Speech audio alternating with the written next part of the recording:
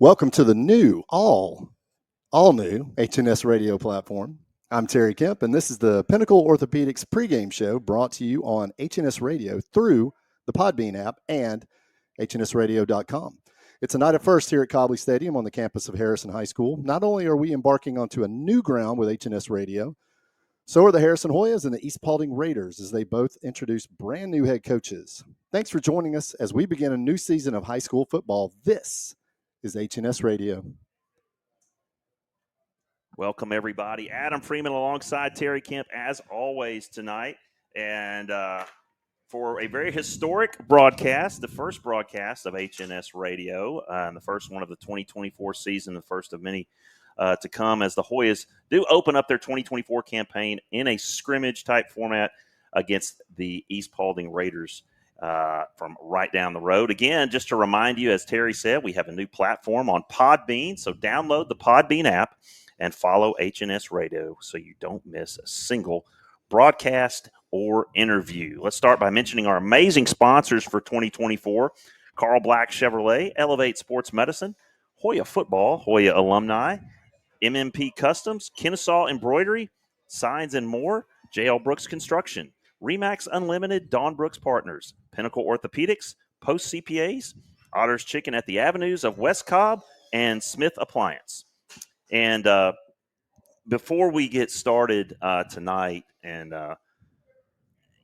we had kind of talked about this, there's something that I want to mention, Terry, something that happened in the offseason that affected the Hoya family deeply, and that was the loss of Bryce Stanfield. And the contribution that he made to this program, his family made to this program, and just the person that he was. He will forever be a part of this school, this program, and our hearts. And in his memory, we're going to have a brief moment of silence for Bryce.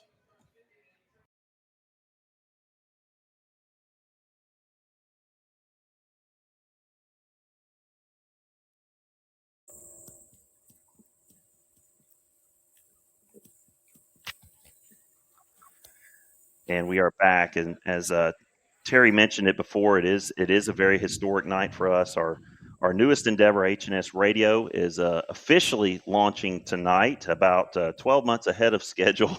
That's okay. And this new platform, new vision, with some new features, and hopefully a lot of new listeners. So this will be the first broadcast as HNS Radio, and we are so glad to be here, so glad to open up at home, a lot of familiarity here, and just it's a perfect night for football. A little warm, but I think once the sun goes down, I think you said it was supposed to be in the 60s tonight, so that could help. And eventually it won't be during the game, about midnight. Yeah, late tonight. So absolutely, it is a great night for football. And let's just be honest. This is what the everybody in the Southeast waits for, is football season to come rolling back around, and it's time.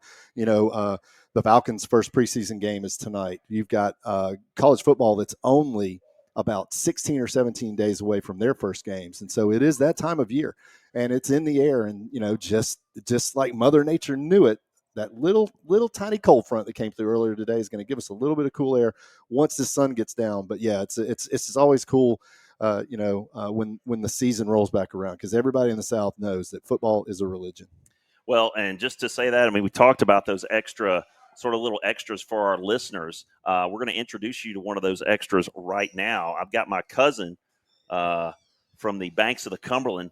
Okay, this is nepotism. In Carthage, Tennessee. He is on here. We're going to bring him. On here.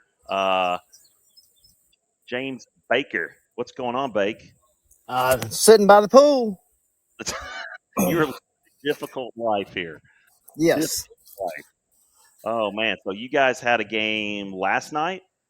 Yeah, my son plays junior high here for Smith County Middle School, and we traveled to Crossville, which is about an hour and 20-minute drive on a Thursday night, school night, so that was fun. But they won. He's a big boy. He opened up some big holes, and the running back had 5 touchdowns last night, so he did a good job. All right. Well, he's the snowplow or the bulldozer. Yeah, I Yeah, saw the score was 40-6. Is that right? that's right. Was there a running clock? I'm assuming in the fourth period.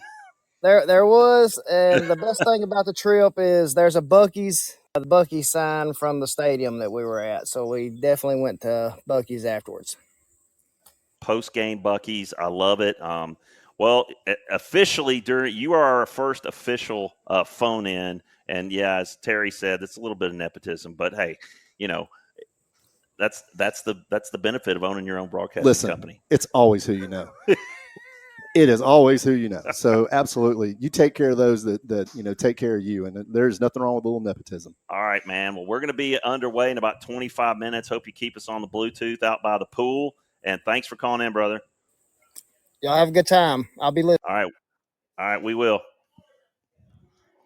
All right, that was James Baker. So I can tell you right now, this new platform, the audio is already better. Oh, it's 100% better.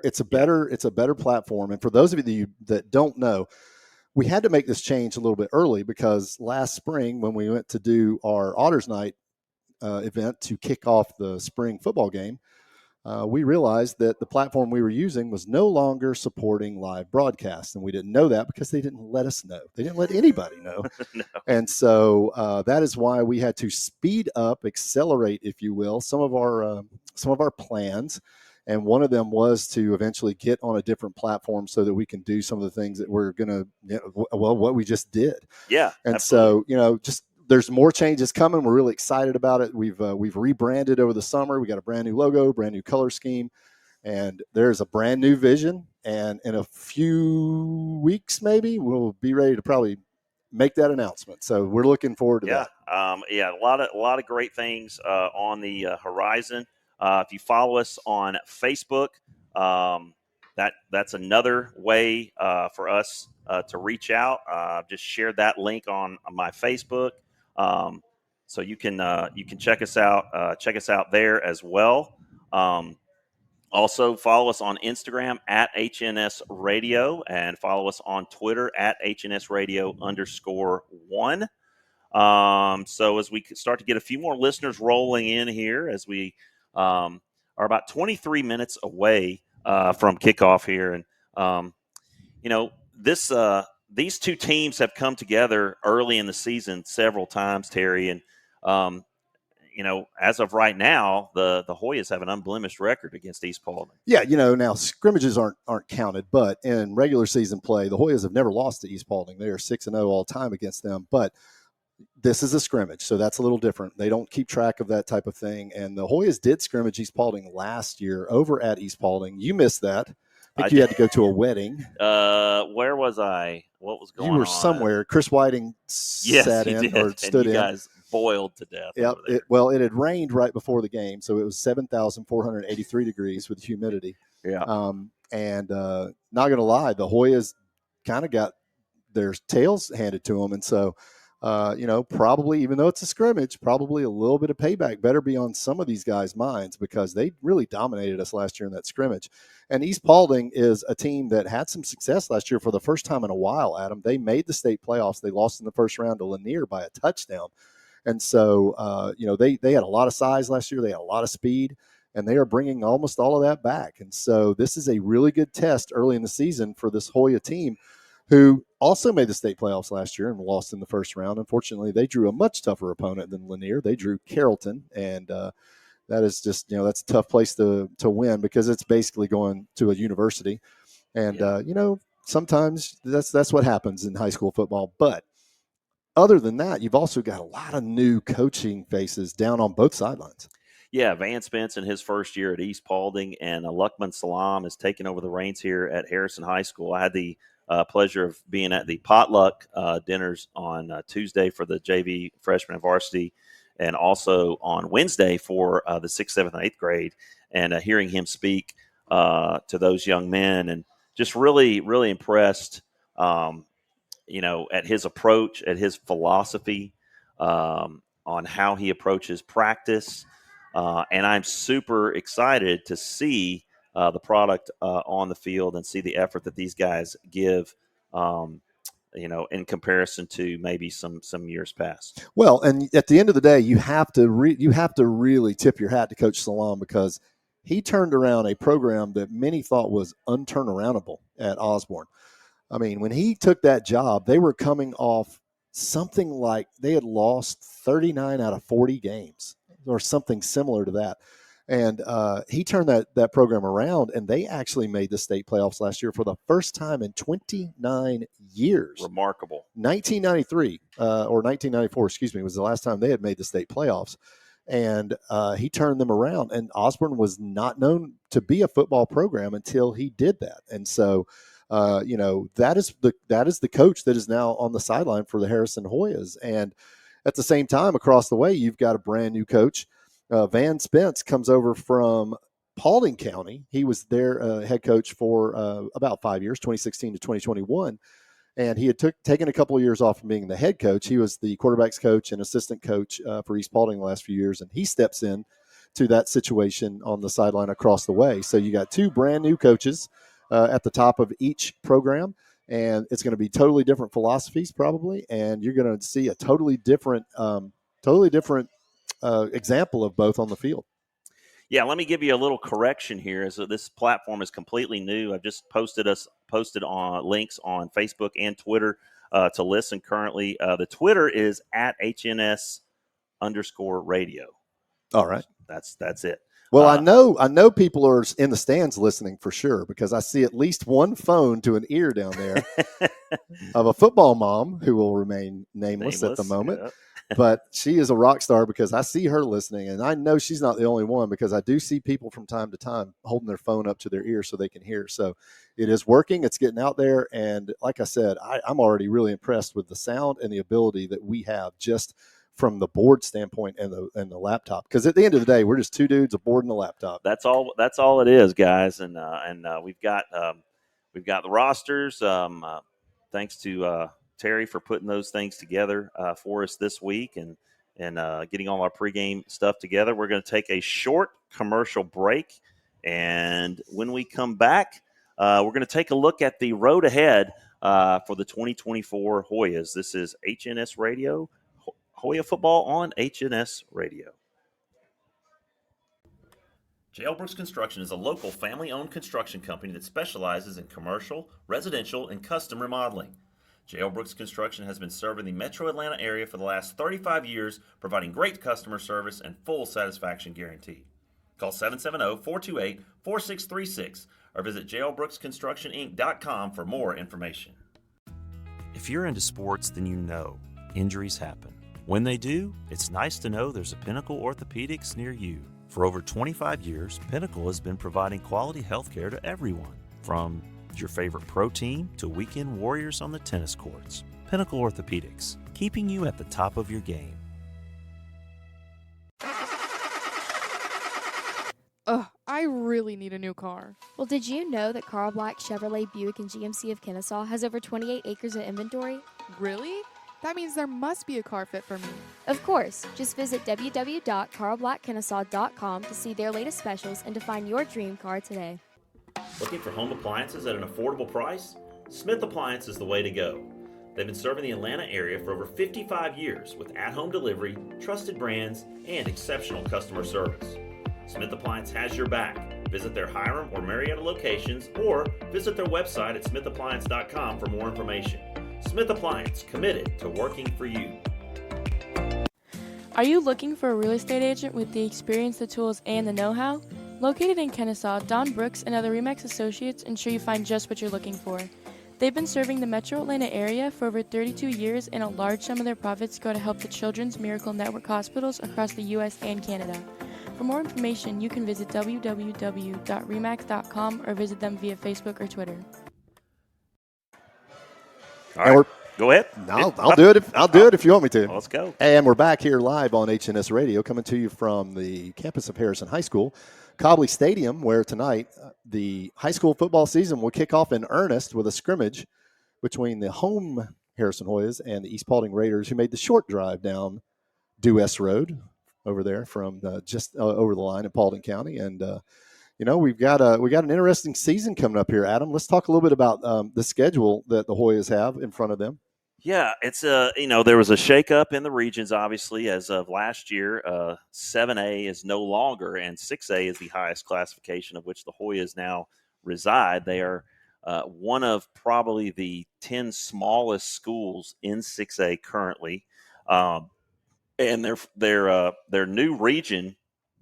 So it goes from basically having a 5-team region to an 8-team region. So you've got 7 region games, 3 non-region games. We open up obviously next weekend here at home against Kennesaw Mountain, and then we play Wheeler away and North Paulding away before we're back here to open region play against Pebblebrook. So the 3 non-region games, Kennesaw Mountain is one just right down the road. Yep. The last time we played them was in 2022, and it was close for a half, and then they kind of pulled away.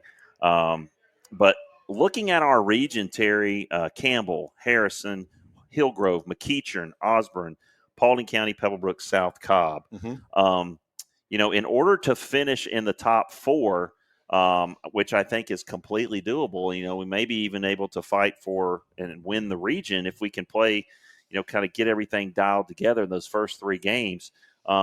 What games stand out to you as pivotal sort of ones that, there's going to be a couple that you're probably going to tick off, say, okay, we should win that one. We should win that one. What are some of your biggest toss-up game of the year? Well, I'll tell you now, I think the trip to Wheeler in a couple of weeks is going to be a really good litmus test because that team got a lot better the last couple of years. And then that trip to North Paulding is not going to be easy. That is a team that we know very well from being in the same region with the last 3 years or so. In fact, they were our representative. They were a region champ 2 years ago, I correct. believe. Yes. And so those 2 games are going to be really going into the region play. Those 2 games are going to tell you exactly what kind of team you have, I think. And then once you get into region play, when you go down to Pebblebrook, or actually, do they come to us? I don't remember. They're going to come to us because we were there last year. Right. So that is never an easy game because they usually are loaded with athleticism. The Campbell game, you don't know. McEachern, I think, in my mind, that's the one that stands out the most. You've got to get that monkey off your back if you're the Harrison Hoyas.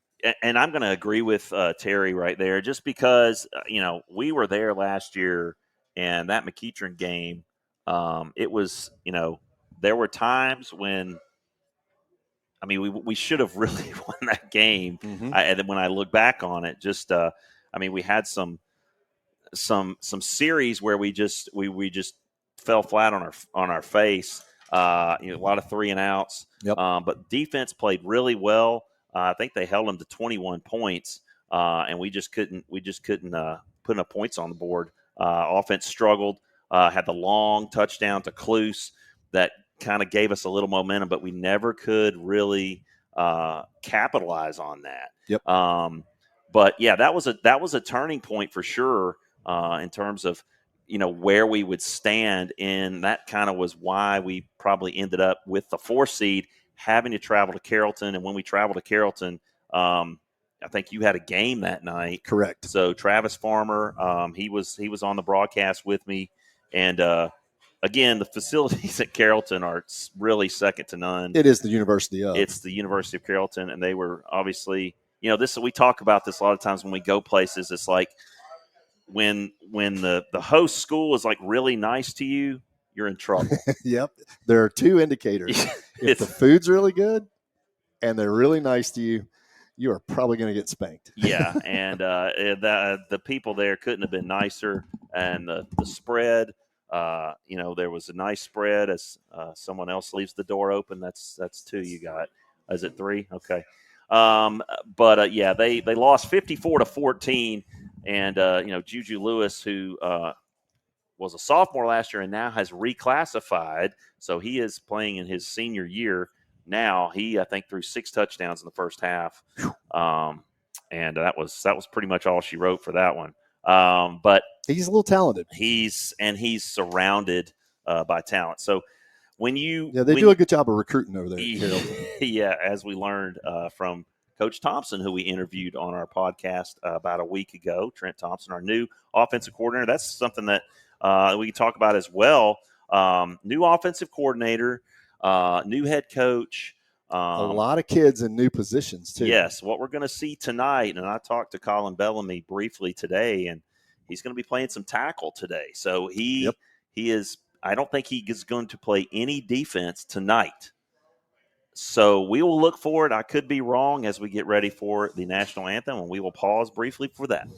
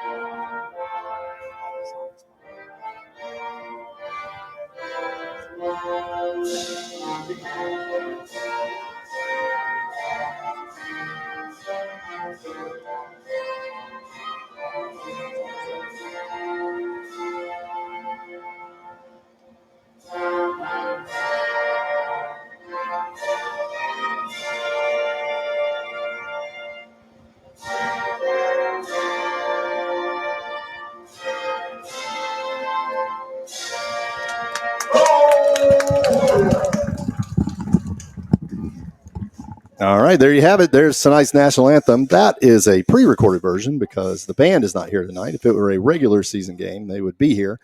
And I guess a lot of the student section is with the band students tonight, apparently, because the student section is about a fifth of what it normally is. Yeah, but it's a scrimmage. But you know what? They need to scrimmage too. They got to get into game shape. They got to get into game form. And it is Hawaii night, luau night tonight. So everybody in their crazy Hawaiian shirts and leis and got their chest painted and all that good stuff. And they're still coming in, Terry. I mean, I was just saying myself, it doesn't look like there's a lot of people outside the gate and down by the fence. And so I think we still got some folks coming in. We're about 8 minutes away from kickoff. And talking about East Paulding, they're in a region right now, Region 5. 5A. 5A. Yep. And they are in there with Alexander, Kennesaw Mountain, Lithia Springs, New Manchester, Rome, South Paulding, and Villa Rica. So Rome is your big dog in that region. I can guarantee you there's some Kennesaw Mountain coaches in the crowd tonight as they will be able to scout two of their opponents in one venue. I see the Cluse family down there. And Billy Swanson made a trip up here. This is Billy was our wingman for stats here, so I don't know if we're going to get anybody up here or not. Probably not tonight. No, I wouldn't imagine. No, tonight. But I would imagine moving forward next week against Kennesaw Mountain, they will have somebody come up. So we talk about our new platform, HNS Radio, hnsradio.com, and the HNS Radio podcast on Podbean, and certain advantages that it has. Basically, it pushes out notifications when we go live, which is helpful. Something that we also didn't have is like a current number of listeners, which I don't know if that's a good thing or a bad thing. Maybe we should just put a little piece of tape over that. Maybe. So we don't see that. Yeah. So maybe people haven't gotten the message yet. I don't know, but we do have a pretty decent audience starting, and we will get underway here in about 5 minutes. And our audience does sometimes tend to be a late arriving audience, like the student section tends to be late arriving sometimes. Yep. And at the end of the day, you're still 5 minutes out from kickoff. So this is true. Some people will probably dive in about 7:30, and that's fine. Look, we're working some kinks out. We know that we've got to do a good job of messaging right now when you change the platform, because I know there are people out there tonight that are going to touch that old app and realize, whoops, that doesn't work. Yeah. So, yeah. If any of you out there actually encounter that from anyone, hey, how are you listening? Let them know they can go to our Instagram site any of our social media sites, and they can get some very simple instructions on how to get on. It's very simple. Yeah, it takes about 20 seconds to get on there.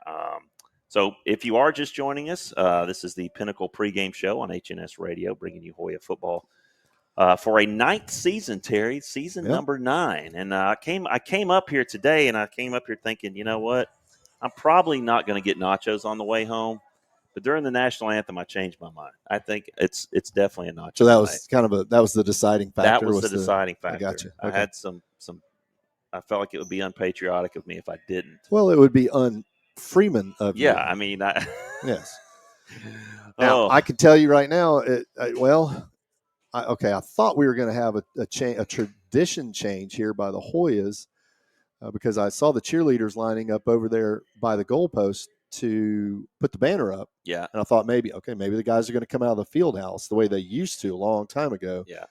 But I see some helmets down there on the tunnel underneath the stand, so they're still going to come out the way they have the last, All 5 right. years So, or so. all right, before we get going, I talked to this young man the other night at the potluck, and I told him if I saw his name, I was going to bring him on. So, Urban Eastwood, he's a 7th grade Hoya.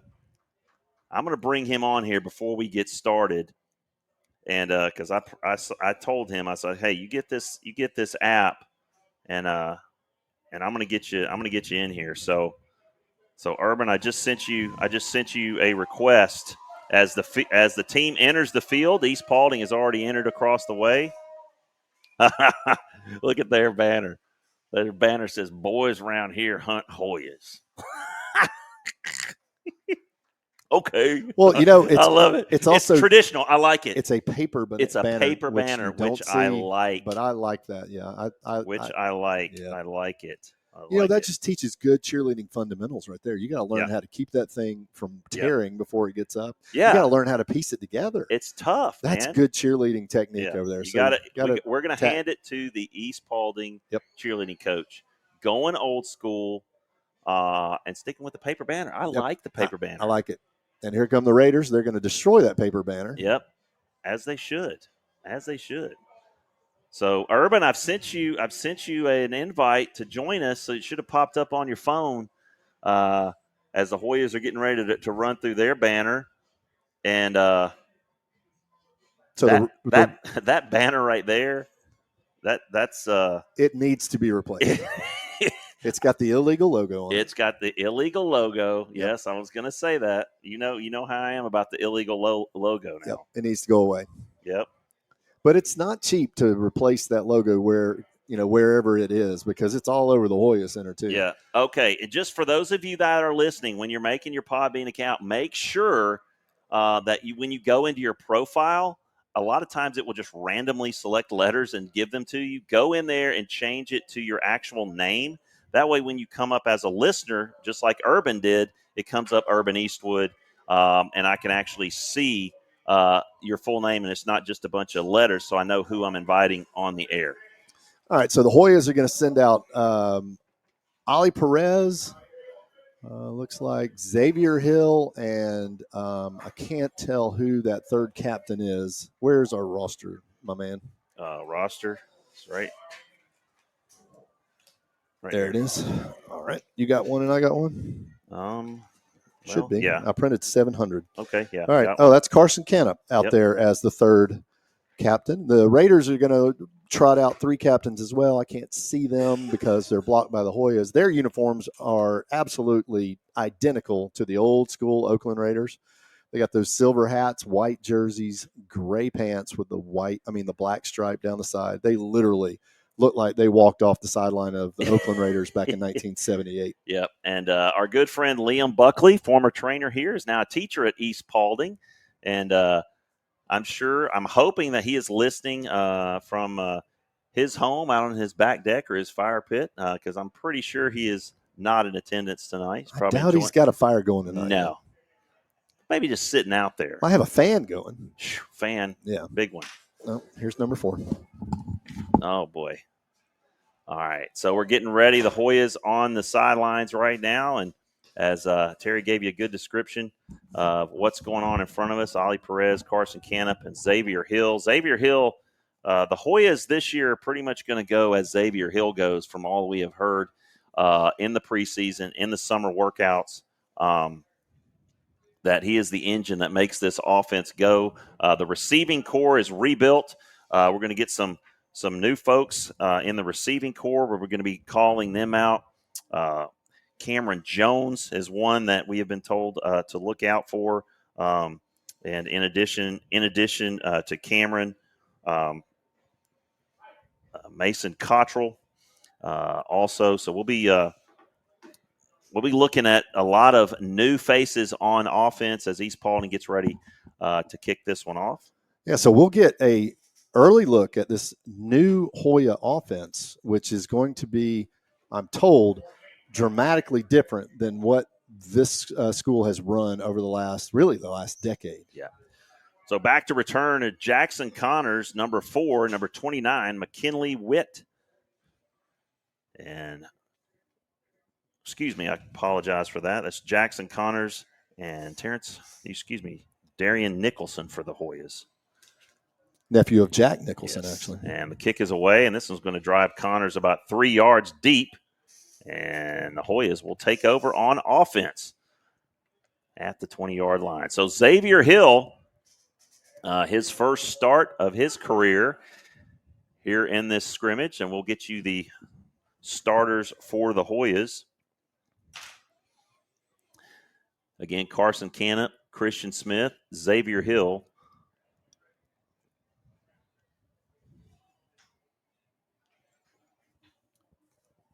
Kylan Ford, and that tailback is going to be T.C. Washington right now. L.J. Smith is the wideout. And here we go. Xavier Hill hands off to T.C. T.C. gets stacked up at the line. He might get back to the line of scrimmage. So blocking kind of fell apart there on first down. Try it 2nd and 10. Yeah, so lead blocking there was Terrence McCray, number 28. He is a converted lineman who is now playing fullback for the Hoyas. And so he just didn't quite set that block, or TC went to the wrong side. I couldn't really tell. 2nd and 10 now. Washington in the backfield. They're going to fake it to him. Hill has it. Open field. The ref gets in his way all the way up to the 42-yard line. Make it 44-yard line. And, boy, had he not run into the ref, he might be in the end zone right now. Yeah, the ref is going to be credited with a tackle there, Adam, and that wasn't quite a form tackle, but it was definitely his shoulder. Now, I'll tell you right now, the nose tackle for East Paulding is pushing 4 bills. He's 405. Yep, number 76. That's what I've heard, and he plays a little fullback. He is a big fella. Yeah. And we're having a hard time keeping him. He plays a little fullback. In check. Nicholson in motion, trips to the far side. Hoya's going with 5 wides this time. Hill drops back quickly out to number 7.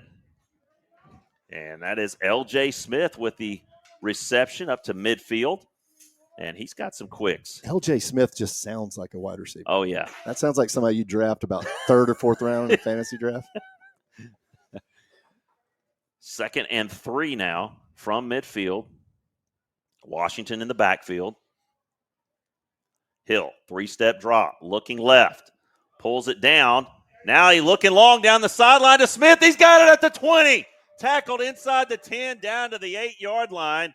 And L.J. Smith with 2 quick receptions and sets the Hoyas up 1st and goal with their first possession with 10:03 to go here in the first quarter. Xavier Hill showing great patience right there. Oh, we got a flag, Adam. This may be coming back. Yep, everybody's walking backwards. But Xavier Hill showed great patience there, waiting on that route to develop and waiting on Smith to break open. Actually underthrew it a little bit, or it probably would have been a touchdown. But this one's coming back. Nice adjustment on the ball by Smith as we've got Hans Greiner on there. Ella Jarvis is listening. Darlene Meese is listening. Lance Edwards. All right, so that's a holding penalty, and Yep. those are usually drive killers. It's going to set the Hoyas back to their own 40 and make it 2nd and about 13 from their own 40. So they're going to go again with a 5-wide set as Washington's now in the slot. He's going to go in motion and just block for Hill, And Hill is so shifty, and he's going to get up to the 45-yard line before he is stacked up by a host of Raiders. Yep, and that's going to be 15 yards. He is thrown to the ground by number 55, Caden Russell, and that's going to bail the Hoyas out and give them a first down. Really poor decision-making there by the East Paulding Raider. The whistle had long blown, and he continued to just push and then throw him down. So you can't do that, Terry. Can't do that, unfortunately. At the end of the day, you're dealing with teenagers, and it's going to happen. Oh, boy. The over-under on the dealing with teenagers comment. Hey, look, it's always once per game because you have to remind yourself. It's early. I know. The average age of these kids on this field right now is probably about 16 years old, maybe 17. Oh, yeah. So, I mean, because there are a lot of seniors on the Hoyas. I don't know about on the East Paulding side. So yeah. We'll get you the rundown of the receivers here. We've only heard L.J. Smith so far that he's been targeted twice. Raiders show blitz here on 1st and 10 as the Hoyas are inside Raider territory with 9:33 to go. Here in the opening drive of this scrimmage, East Paulding and Harrison getting the 2024 campaign underway. Play clock at 18, and Hill's changing the play right now. And he's in the shotgun. 3-step drop. He's looking long. Post pattern to Smith. And incomplete. And it looked like he had a step on the defender. Yeah, now Smith got a little dinged up on that long pass play that was brought back by the holding penalty for the Hoyas. And so now he's running with a bit of a limp. And so we'll have to keep an eye on that because he could not stride out at full speed on that pass from Xavier. So Jaden Avery checks in, the sophomore at wideout. Now they're going to hand it to Washington, and he gets nothing on 2nd and 10. He's driven back. And the line of scrimmage right now, East Paulding is being pretty staunch against the run. Well, the Hoyas will struggle with that aspect of the game this year because, unfortunately, our offensive line is very undersized. At the same time, you look at the you look at the East Paulding defensive line, and they are oversized. Yep. So it's a bit of a matchup problem right now. So you've got on the far side L.J. Smith and Christian Smith, and another flag here, and we're going to see some flags, and that's going to be against the Hoyas for a motion penalty. East Paulding jumped off sides, but I guess didn't cross the line of scrimmage, so I guess they didn't jump off sides. But 2 early penalties on this first drive by the Hoyas. They're able to overcome the holding penalty after a silly penalty by the Raiders. And they're going to go with trips to the far side now. 3rd down and 15. They got to get to the East Paulding 30. Low snap. Hill handles it. Looks across the field. He's got some time. He's going to have to get rid of it. Boy, oh boy. And he gets inside the 35, inside the 30. Finally knocked out of bounds all the way down inside the 20-yard line. Xavier Hill just proving that he is so elusive and quick. East Paulding had him hemmed in on the sideline. I'm not sure how he got by down there because we're blocked from the view because of the Hoya sideline. But Hoya's going kind of quick here at him. Again, Hill is in the shotgun. It's going to hand it off to Washington and knifing in there for the tackle. Nice job by number 13 for the Raiders. Deshaun Brown coming in there from his linebacker spot. And that's going to make it 2nd down and 11 from the 17-yard line. Hoyas, again, possessing the ball here, making the East Paulding defense work. So we've got Smith on one side as Washington goes in motion. Looking for him in the corner. Touchdown. Xavier Hill to L.J. Smith. You couldn't have thrown it any better than that. And 2024 is off like a rocket. And we've got a connection. I don't know if it's any coincidence he's wearing number 7. Well, you remember Coach Thompson told us about him. Yep. Coach Thompson said this is a kid that you're gonna hear some things about. So early on, we've definitely heard some things about L.J. Smith. Yep. Deb Largen is listening as we get ready for the extra point. Simon Zidane doing the kicking tonight. And I don't think we'll see if there's rush. I guess there is. Yeah, it looks pretty live. Everything's live, even the kicks. So Hoyas take an early 7-0 lead with 7:36 to go in the opening quarter. An impressive drive, 75 yards, ends on a 17-yard touchdown strike. Xavier Hill to L.J. Smith, something that we may be seeing quite a bit of this year. Yeah, and we have gotten accustomed to seeing number 7 score on passing plays, but it's been Brady Cluse the last few years. So now, interesting choice. You know, if you're the dude that's got to follow the dude and you're going to take his number, okay. That's I tough. like it. Big shoes, Yep. big shoes. But a nice drive there nonetheless as the Hoyas get ready to kick this one off. Returning for East Paulding, number 18, Jamin Harris. And number 17, Brian Allen. So Allen and Harris back there for the Raiders.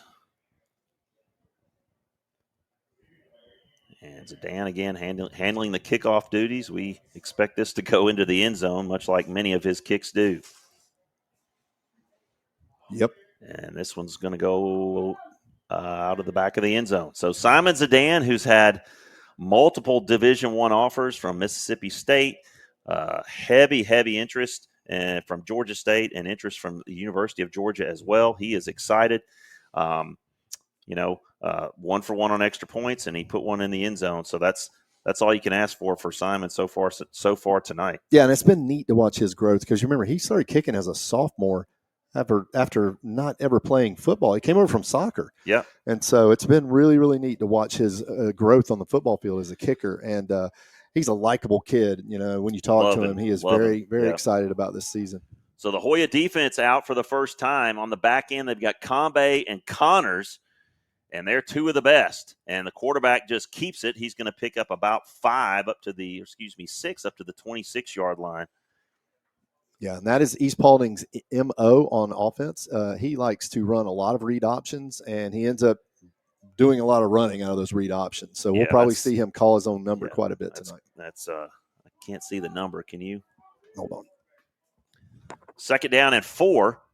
And a toss this time to Parker. Trying to get to the outside, bounces off, and stiff arms another Hoya as Ali Perez finally drags him out of bounds, but not before he picks up a first down all the way up at the 38-yard line. Boy, he's thick. Boy, that's a classic example of why you wrap up, especially a bigger back like that, because if you just try to shoulder tackle a running back like that, it's not going to go well. Yeah. By the way, the quarterback number is number 2. Number 2. All right, that is Chance Booknight, a senior. And now we've got a quarterback change. We got Bodie Spence in there, the coach's son, and a little bit of a busted play, but he manages to complete it for a short gain up to the 44-yard line. And it would seem that they're going with the 2 quarterback system. Bodie Spence looking like more of the pass first as opposed to Booknight, which is going to be sort of your read option. Yeah, interesting that they would go to a freshman with a senior quarterback this early. So they definitely want to take a look at both of them in live early action. 2nd and 4. Parker is the back. They're going to hand it to him, and he is swallowed in the backfield, knifing in there.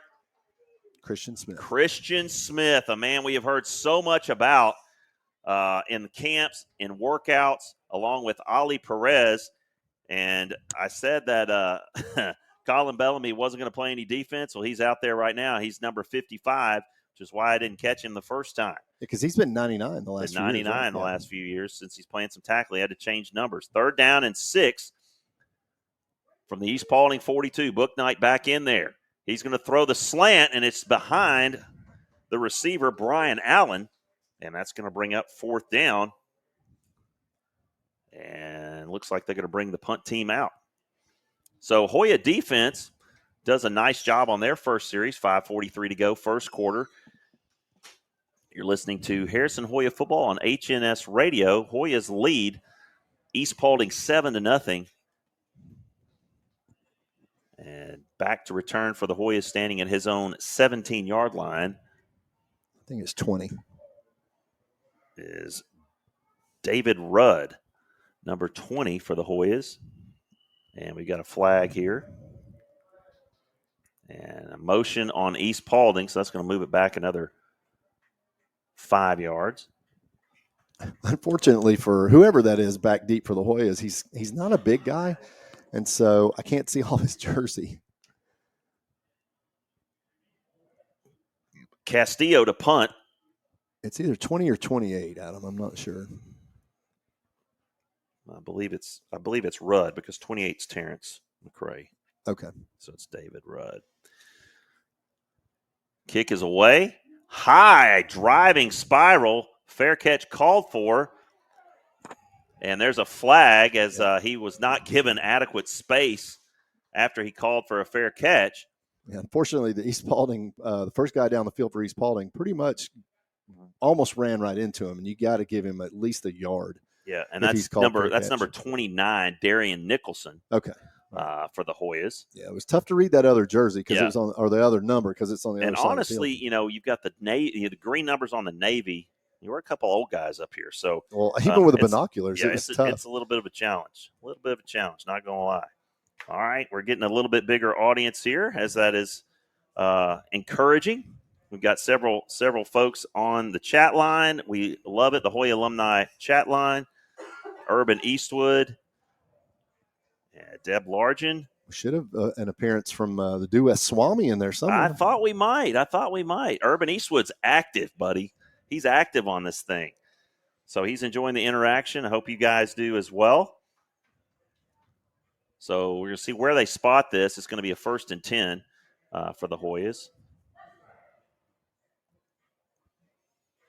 All right, so we get the rundown of the receivers here again. Should be at the 35. For the Hoyas. We got L.J. Smith. Nope, it's at the number 40. 6, R.J. Krauser. Kylan Ford. And Joel Combe, who's playing both sides of the ball tonight. So Krauser and Combe on the far, Krauser and Ford on the far side, and Smith and Combe. Hill in the shotgun, drops back, across the middle, and it's incomplete. Boy, he was looking for number 8, he was looking for Austin Perry, number 0, and it was almost picked off by Parker. Yeah, just a hair behind Perry there on the throw, and Parker almost picked it off the deflection. So Hoya's got a little lucky right there. So Krauser's in the backfield now. Washington in that sniffer position as the Hoyas on 2nd and 10, leading 7-0. Krauser gets it, looks for a hole. He's got some space on the outside, cuts it inside, but he is stood up by Parker. And we've said that guy's name already several times. He is very active on that defensive side of the ball. Yeah, a little too much dancing there. You got the edge. Terrence McCray set a great block on the edge because Terrence is one of the strongest guys on the Hoya team. But instead of using that and just putting his foot in the ground and turning upfield, he tried to dance a little more, and that got him stuck. Hoya's on 3rd down and 7 from their own 43. Hill looking across the middle. Man, he threw that one into traffic, and it's batted away. It's going to bring up 4th down. He was looking for Kylan Ford. Incomplete. Yeah, that is a dangerous throw right there. I don't know that Xavier saw the bookend there on Kylan Ford. They were definitely draping him with one guy on either side. So Hoyas are going to end up punting here on their second possession. But you can see already the differences in this offense. There's a lot more wide open space for the receivers out there because you have just so many flooding the defensive backfield. Zidane to punt now. And nice little driving spiral, and that's going to bounce nicely. Fair catch called for. He touched it. Up at the 13. You can touch it. That's a touchdown. Yep. That's a touchdown. Yep, he touched it. And Parker put his mitt on it as it bounced over his head. And you do that, that's a live ball, scrimmage or no scrimmage. They're calling touchback. Oh, no. Wow. Okay. All right. What? Okay, I get you can't advance a muff in high school. But it wasn't a muff. Well, he just touched it. I know. Maybe they're considering it a muff. Yeah, we're gonna have to get somebody. All right, to look that one up somebody for us. look up that JL. Where are you, brother? It bounced. He reached his hand out to try to grab it. He missed it. It deflected off his hand and went into the end zone. That should be a fumble. That's a live. That should be a live ball. That should be a touchdown, Harrison. Right. I mean, I'm not just making these rules up. There may be a different rule in high school where that is considered a dead ball if it goes into the end zone. So if you'll notice, at nose, we've got an Oscar McAdoo sighting, number 59, one of our favorites. He's plugging up that middle and a run just through the A-gap there for about 5 yards up to the 26-yard line. So a few substitutions. You still got Combe and Connors on the back end. Perez out there as well, along with Ty Hartzog, Christian Smith, Oscar McAdoo, and number 36, Mitchell Lilly. And they're going to test that middle again up to the 30-yard line, and I think that's going to be good enough for an East Paulding first down. 4:05 to go, opening quarter. As number 44 checks in for the Hoyas, Reese Bentley is going to check in at linebacker. Good to see Oscar out there really stopping up the middle of the line there. That's a nose guard's job. You use your size and make the running back run around you, and then your linebackers can make a play. Right. Quarterback change again. It's going to be Book Knight.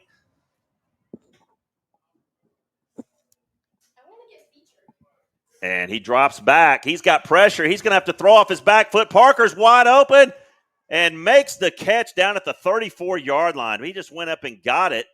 I think, to his credit, was tracking the ball a little bit better than the defensive back, number 14, Donovan Martin, who we've heard a lot about in camp as being somebody that's going to really shine here on this defensive side of the ball. But I think he just got a little twisted around there. But great play by Parker making that. Martin had the ball in his hands. Yeah. Unfortunately, the other guy just ripped it out. And this one is Parker is going to be in the backfield. He's going to pick up about 4 yards now. It's going to bring up a 2nd down and 6. So kind of flips the field with that long completion. That's a tough one for the Hoyas there. That should have been an interception for the Hoyas. And now you're just going to have to mentally recover from this because it should have been a turnover. So 2nd and 6, Judy Dickman is listening. So she got it figured out. She's got on the new platform. As Book Knight is in there again, they're going to hand it off one more time. And just getting 4 and 5 yards at a time is Javon Parker. It's going to bring up 3rd down and 1 from the 25. Well, the East Paulding offensive line and the Harrison defensive line is a little bit more of an even matchup. When you flip it, it's the other way. The East Paulding defensive line is far bigger than the Harrison offensive line. So Lilly comes out. And Bellamy goes in. As Book Knight again positions Parker in the backfield. They're going to hand it to him, and he's going to pull it. Little RPO as Book Knight takes it across the 15-yard line down to the 14. It's going to be 1st and 10, East Paulding.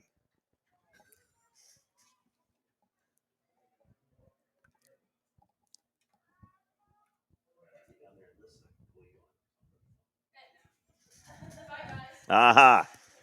All right, so we just got a visit from the birthday girl, Blythe Weir. She couldn't stay away. First quarter, 1:42 to go now. East Paulding in the red zone. It's Book Knight and Parker in the backfield. In motion is Smith. Go to the pylon looking for number 17. Again, Brian Allen, who made that incredible catch earlier, and he's going to get a penalty down at the pylon. They're going to call that penalty on Ty Hartzog, who was in coverage. Yeah, that's tough. Ty never got his back turned. He's just running with the receiver. The receiver turned around. Ty never turned around, just kind of ran through him a little bit. It's a little bit of that's a tough one. That's a tough one. I've seen a lot of officials kind of let that one go, but I get it. And he dropped the flag. So it's going to be a 1st down for East Paulding. Yeah, and again, you got to, hey, they're scrimmage for them too. Yep. It is. Yep. These guys have not had an opportunity to practice since last year. So, and some of them may be new. You know, the official shortage in Georgia is still a bit of an issue. So first and goal, or excuse me, little swing pass, and this is going to be good for a touchdown. Number 6, Jalen Prater, the sophomore, gets the little swing pass from Booknight, and we're an extra point away from a tie game here. Little methodical drive there by East Paulding to tie the score. Well, and a little misdirection there for East Paulding, too, because everybody went to the left, and he came out and went to the right, and the Hoyas just did not see him in time. And so nice play execution by East Paulding. It's a well-run play. They did a good job there. Hoyas had a chance to take the ball away there to get a takeaway about 3 plays earlier, but couldn't capitalize on that, and that may have kind of got in their head a little bit and caused them to kind of lose focus. Schaefer with the extra point. It is good. And with 1:20 to go in the opening quarter, we have ourselves a tie game, 7-7. And, we're seeing some things transpire here. You know, the Hoya defense had a nice stand on that first drive. Big play, kind of flipped the field, allowed East Paulding to kind of get situated in their offense, what they like to do, RPO, pound it with the backs in the middle, and then got the touchdown on the swing pass. Yeah, and you could see also Hoya's going to other guys pretty early there to get them a taste of action early in the game against varsity competition. Look, that's how you build great programs. You continue to sub, you get those guys reps, you build depth. That's how Nick Saban did it at Alabama. That's how Kirby Smart's doing it at Georgia. And that's what you got to do. You have to build those depth charts, and getting those young guys on the field. Sometimes that's, even though they make mistakes, sometimes that's the best thing for your program. Yeah, well, we just got some positive feedback from my wife. She said volume is good. Our volume is good as well as the commercials. So, good. We always like to hear that. We have not seen the Swami yet. We do get a little loud sometimes. Yeah, we do. We get a little excited. That's okay. As Jackson Connors fields it, and the Hoyas will have it 1st and 10 at the 25-yard line. 1:12 to go. With these 2 kickers, Adam, I'll be shocked if we see a kick return tonight. We're not seeing a kick Both return. These guys. What is the East Paulding? Castillo. 14, Castillo. Yeah. Oh wait, Schaefer and with Schaefer and Zidane. I don't. Yeah. Schaefer is there. Yeah. Yeah, you're not going to see that. No, both these guys have really good legs, so I don't see a kickoff coming tonight. A return rather. All right, so we've got the wideouts are Ford on the far side,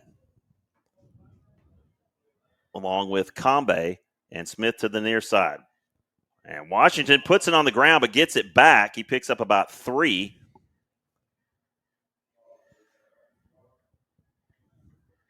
And it's going to bring up a 2nd down and 7. So that's Austin Perry and Kylan Ford on the far side. And then you've got LJ Smith, number 7, just a sophomore. Waiting to see Donovan Martin at that wide receiver position. Washington in motion this time. Hill, he's got room across the 30, 35, and he is down at the 37-yard line. Somebody lost a flak pad. I don't think it was Xavier. Nope. Well, I'm not sure whose that was. We're going to frisbee that off the field. Just to get that out of here. Yep. Nice play call there by Xavier Hill. I don't know if Xavier called it, but nice play there. Looked like a design run, and had no problem putting his foot in the ground and making one cut and then going. That's what you got to do, and that's a senior right there making a good decision with the ball. Jackson Connors in now, going to get the speed sweep, and he's going to take it ahead for about 4 yards.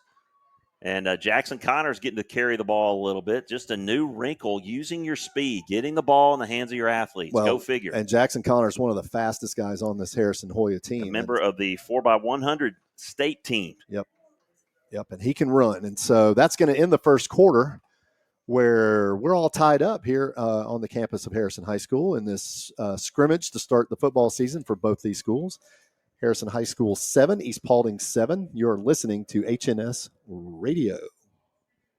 J.L. Brooks Construction is a local family-owned construction company that specializes in commercial, residential, and custom remodeling.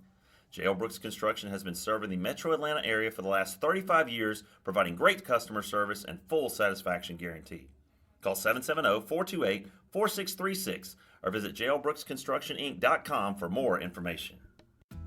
If you're into sports, then you know injuries happen.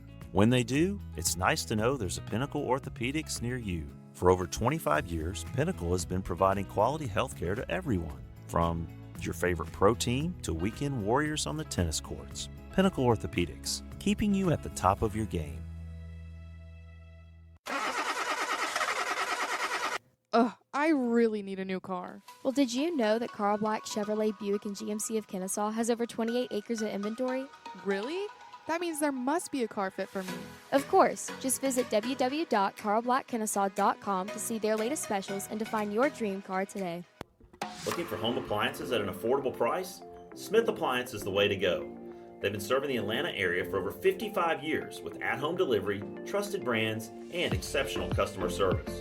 Smith Appliance has your back. Visit their Hiram or Marietta locations or visit their website at smithappliance.com for more information. Smith Appliance, committed to working for you.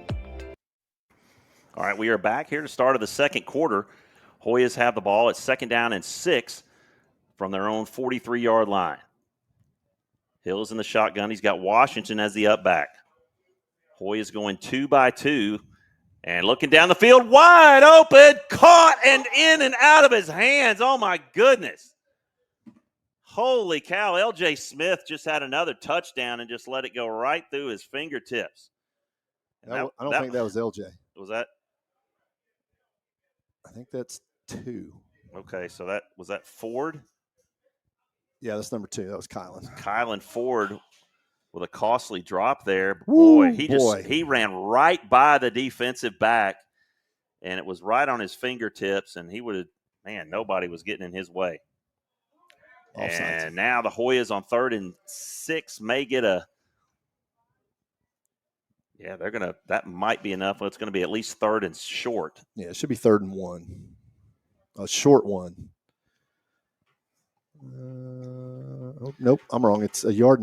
Now, wait a minute. If it was 3rd and 6, how is it now 3rd and 1.5 yards? The math doesn't math. No, it's a 3rd and a yard.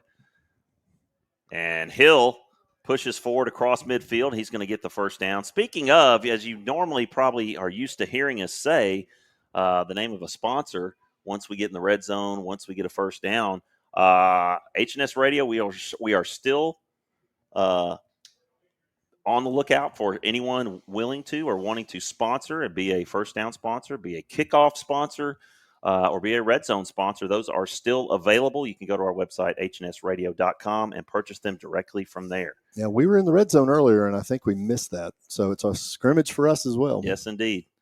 Perry is out there. Now Connors goes in motion. And Xavier Hill just gets away again and runs for another first down and just makes it look so easy. And, you're running 5 wides and you're just running everybody down the field. Well, and he just finds a lane. That is one of the tough things when you run a spread-like offense.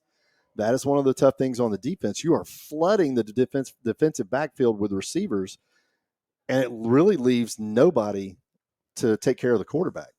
And the Hoyas have exploited that. Washington dances, and he's going to maybe get a yard up to the 36-yard line and driven out of bounds. So picks up a yard on first down, 2nd down and 9. That run before, that's a really, really good job by Xavier Hill to go through his progressions. He actually went to his second read on that and then took off. So good job there. Well, at least it looked like he did anyway. It looked like he turned his head a couple of times. At it. I think Connors was his first option out of the backfield. 2nd down and 9 from the 36-yard line. And Hill looks over to the sideline. I think he's going to change the play now. He's got Ford in the slot. And looking long down the sideline. Caught at the 3. And that's number 2, Kylan Ford, making up for that drop earlier. And he caught that one in traffic. Yep, little underthrown by Xavier, or it might have been 6, but that's a great catch by Kylan Ford. Made a little adjustment, got in front of the defensive back for East Paulding, kind of boxed them out. A little basketball move there by Kylan. Yep. 1st and goal now. In the red zone. From the 3-yard line in the red zone. And Hill dances. Touchdown. Xavier Hill making it look easy, just slicing and dicing the East Paulding defense, and the Hoyas jump back out on top just like that. So inside of about a minute and a half, that's all that took.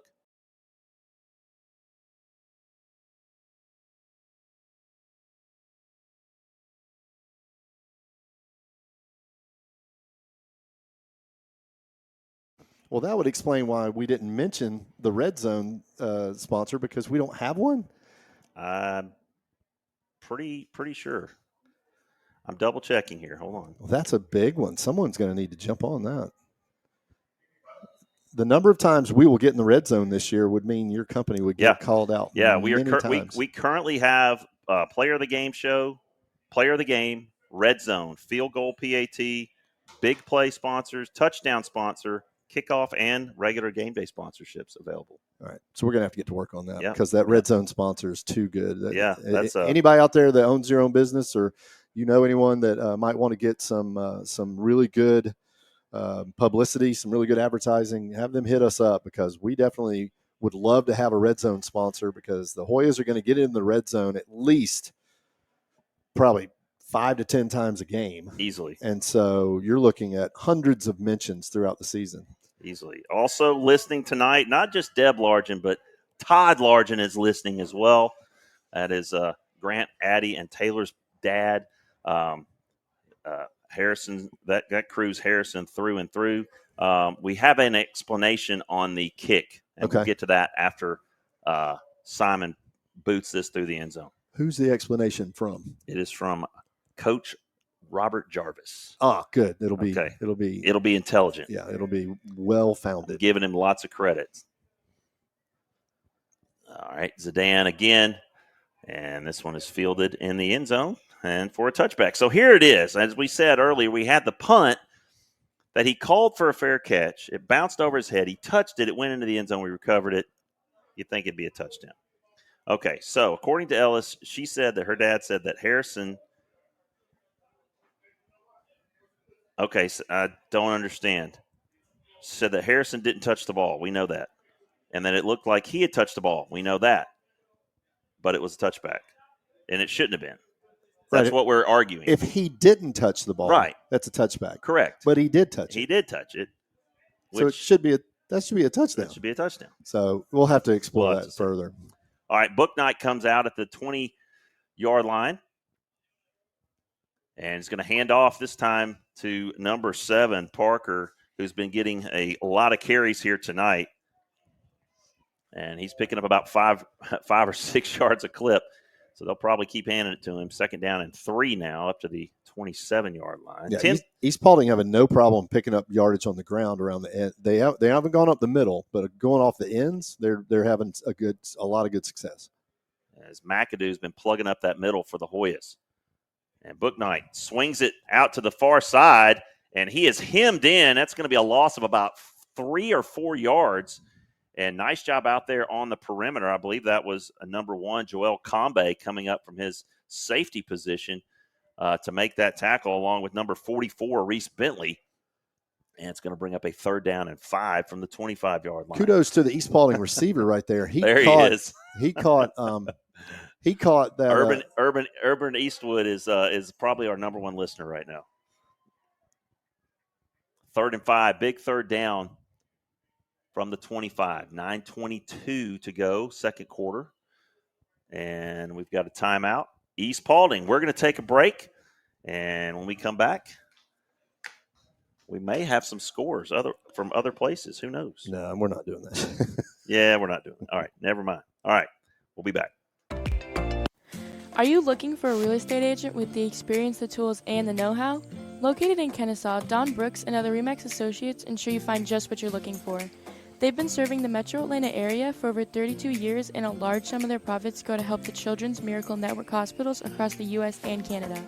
For more information, you can visit www.remax.com or visit them via Facebook or Twitter. J.L. Brooks Construction is a local family-owned construction company that specializes in commercial, residential, and custom remodeling. J.L. Brooks Construction has been serving the metro Atlanta area for the last 35 years, providing great customer service and full satisfaction guarantee. Call 770-428-4636 or visit jlbrooksconstructioninc.com for more information. All right, we're back here and been informed that number 7 is actually not L.J. Smith, but Donovan Martin. So we have been calling the wrong name on that. And Donovan Martin is the guy that we were told we would hear from.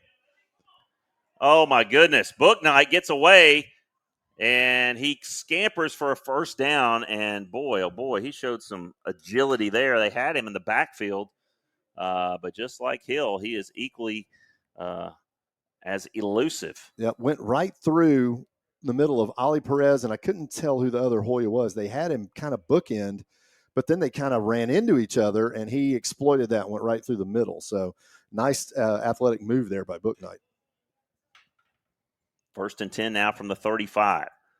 Parker has it, and he's going to fall forward for about 4 up to the 39-yard line. Inside of 9 minutes here, Hoyas leading 14-7.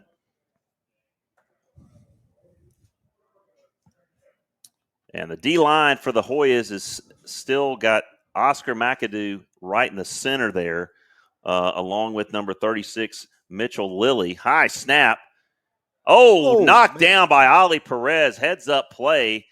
And, boy, he had gotten both hands up. He might be in the end zone right now. He could have run backwards into the end zone if he pulls that down. There was nobody on this side of the field. I'm not really sure who he was throwing to. Did you see an East Paulding receiver? There was an East Paulding receiver. I think it was number 1 running a slant. That was Wolf Walker. But he was getting a little pressure from the outside. Actually, excuse me, that was number 4, Damari Witherspoon, who's in the slot right now. And he's got some size.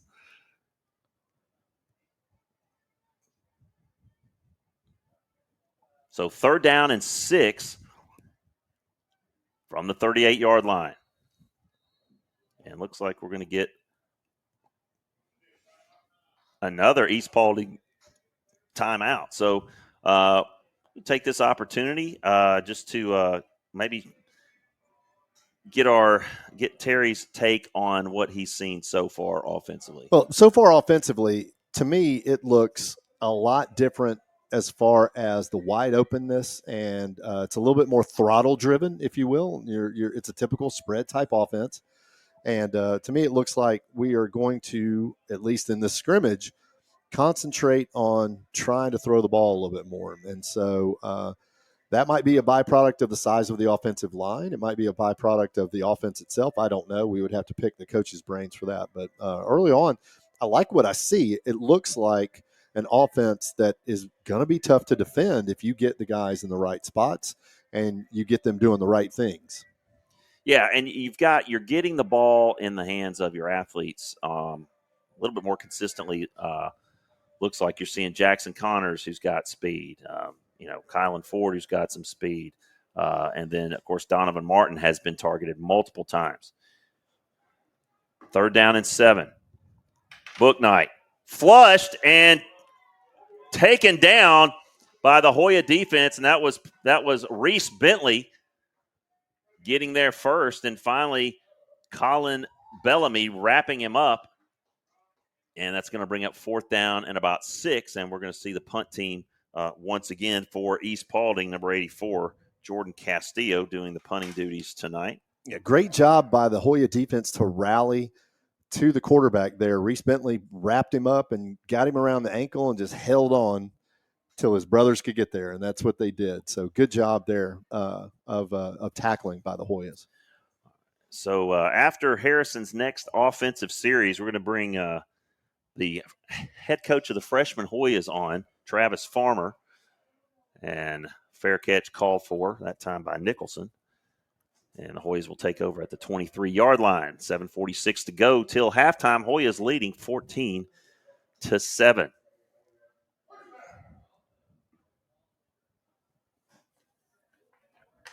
So far, so good, Terry. I think the platform has worked out well. I think we're getting, one of the things I like is lots of fan engagement, lots of listener engagement. You guys that are on the chat line, Judy Dickman, Urban Eastwood, Ella Jarvis, Justin Harewood, Judy Dickman is there again. Wow, just all over the place. So we really like to highlight that stuff as we go in shotgun. Swing pass out to the far side. He's got Combe across the 30, diving to the 34-yard line. Excuse me, that's Austin Perry, number 0. East Paulding lucky to get away with a penalty right there by number 1. He's done that a couple of times tonight where he's hit right at or just after the whistle. Yep. So Perry and Martin to the near side. And busted play a little bit. And able to get something really out of nothing was number 6, R.J. Cowser. And, and just to let everybody know, the Hoyas are missing what could have been a really key piece in their backfield. Colin William, who came over from Paulding County. I want to send out best wishes to him. He's having surgery on Monday. Little swing pass back to Perry. He better tuck that ball away, and loses his hat at the 45-yard line, but that'll be good enough for a first down. Good teammate there, Terrence McCray, scooped up the helmet like a fumble. So what's he having surgery on? He's having knee surgery on Monday. Wow. So, okay. Yeah, good kid, came over, worked hard, and was going to really help us in the backfield this year. 1st and 10. And East Paulding again jumping. That was this time number 58, Mason Wright. And he's immediately coming out of the ball game. Yep, that's usually what happens. You can be twitchy, and if it gets you in trouble, you can be twitchy on the sideline. Yeah, Travion Lewis is going to fill in there for him. I'm still amazed by that nose tackle by He's a big boy. So 1st and 5 from the 49 of East Paulding. Hill looking across the middle, throws into double coverage, and he was looking for Kylan Ford again. But the East Paulding defense was right there. Good time to take a shot on 1st and 5. Yeah, I mean, you got an opportunity there. It's short yardage situation early in the set of downs. Go ahead and take a shot.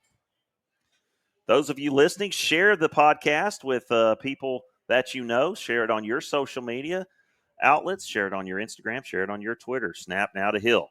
Hand off to Cowser, and he is taken down. That's going to be a loss of 4. Loss of 2. That was a favorable spot back to the Harrison 49-yard line.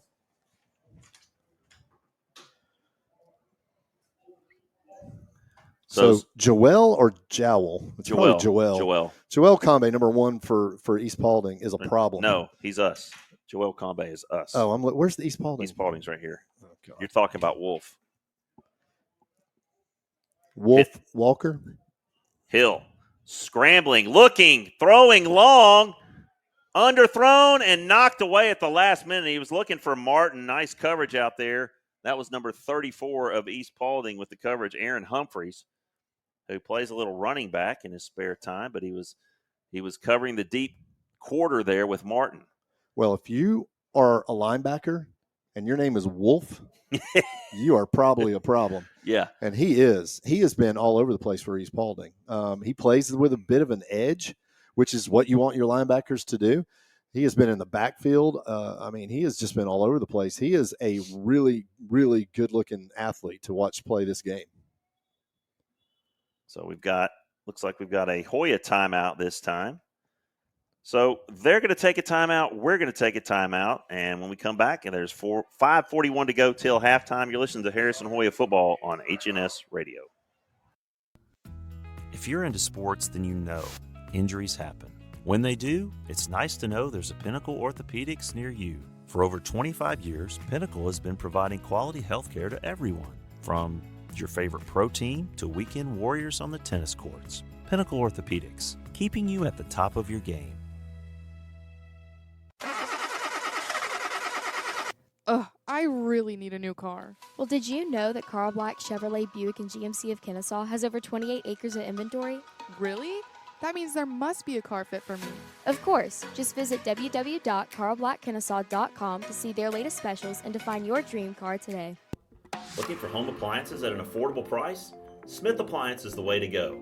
They've been serving the Atlanta area for over 55 years with at-home delivery, trusted brands, and exceptional customer service. Smith Appliance has your back. Visit their Hiram or Marietta locations or visit their website at smithappliance.com for more information. Smith Appliance, committed to working for you.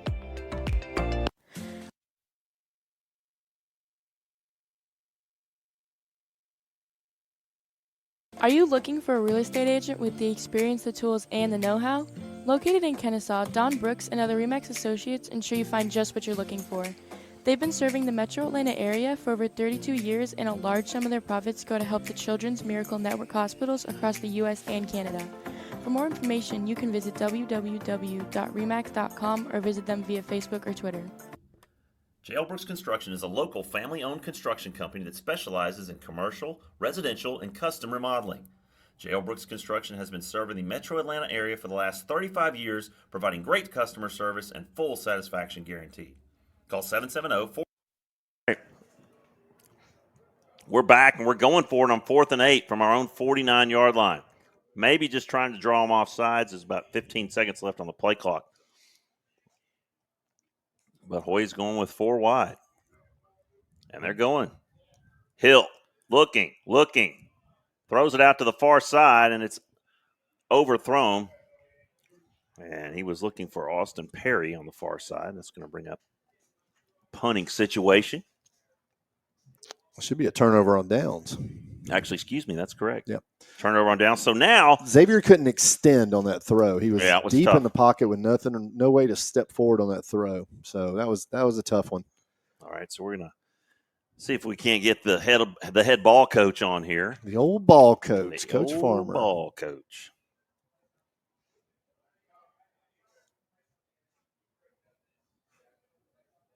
So going to be 1st and 10 for East Paulding. Well, I tell you, the crowd has finally filled in here. The stands are very full, even all the way down to the side where the band usually is. So if the band was here, this place would be completely full. All right, Trav. We got Travis Farmer here, head ball coach of the freshman Hoyas. What's going on, Travis? Oh, just hanging out of the house. Just got the kids to sleep. So, tuning in to listen to the Hoyas play some football. Yep, kids plural now as Yes. Coach Farmer. Going deep. And he's looking for Allen again, overthrown. But, so pretty much everything that you had told us is transpiring. Everything is kind of wide open. Xavier Hill is as advertised. What's going on with your squad? Yeah, so the freshmen, we've still got 2 weeks before our first game is played. But, we've got about 40 kids right now on the team, so that's really good. Our numbers are back up a little bit. That's always good, getting that many kids in the program and buying into what we do here at Harrison is always good. And, we're excited. We think that this is a team that's played a lot of 500 football throughout their middle school years, but with some of the new additions and Coach Howard, our O-line coach, his son, obviously coming over here to Harrison with us, he's a great addition to the program. So, we're pretty excited to see what these guys can do. We've definitely got some athletes, some good receivers. Quarterback is the little brother of former Harrison Hoya, Amari Watson. And we've got some guys that'll make some big plays on defense as well. So we're really excited for what we got this year. Awesome. So that's 2 straight bad snaps just to get you caught up, and that's going to bring up 4th down for the Raiders.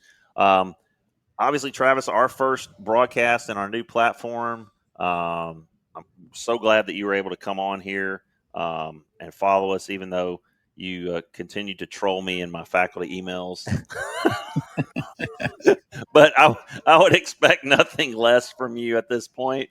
So I just trolled you back today and told you were fired. So yeah. But of course I was kidding because we couldn't have that. Lunch would be no fun. Yeah. For what it's worth too. I mean, I think that so far this app is easier to operate than the previous. So, from the viewer side. So I think, while y'all didn't exactly plan on having to make this switch, it might be for the better in the long run anyways. Yeah, I think it is. I think it's going to be. Well, all right, Trav, we got 3:58 to go until halftime, and Book Night just ran on 4th and 15, 16 yards for a first down. So that's no good. Yeah, he's He's almost looks like a little bit bigger version of a Xavier Hill, with maybe not quite the accuracy.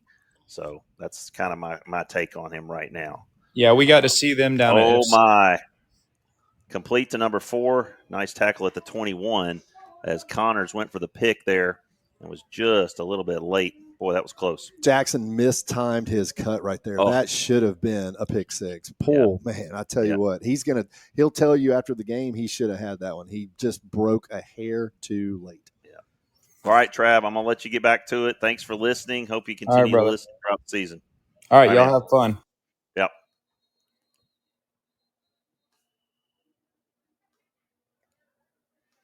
Always good to have Coach Farmer chime in. Oh, yeah. Look, and I think he's right. This platform is far and away better than what we were running with. The sound of these guests that you're bringing in on their phones, it sounds like they're sitting right here with us. Yeah, it's great. It's amazing. It's and amazing. We could never do that with the old platform. So I am thankful for that disaster last spring.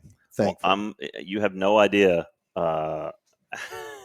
how much that means, just because it was it was all summer building it. So Terry and I have done a lot of work getting it to where it is right now, and we hope to make it even better for everybody. So no, kudos to you. You have done 90% of the heavy lifting on getting this platform set up. All I did was occasionally listen and point and I mean, you fortunately you had a little bit more time on your hands this summer than I did, but this is you. And so kudos to you, because you definitely have put together a nice product here. And I am very impressed with this. I am very impressed that we can bring people in to a broadcast like that. That's just amazing. So easy. Yeah. So easy. Well, there's a flag on the last play, so there's going to be 2nd down and 15 now for East Paulding.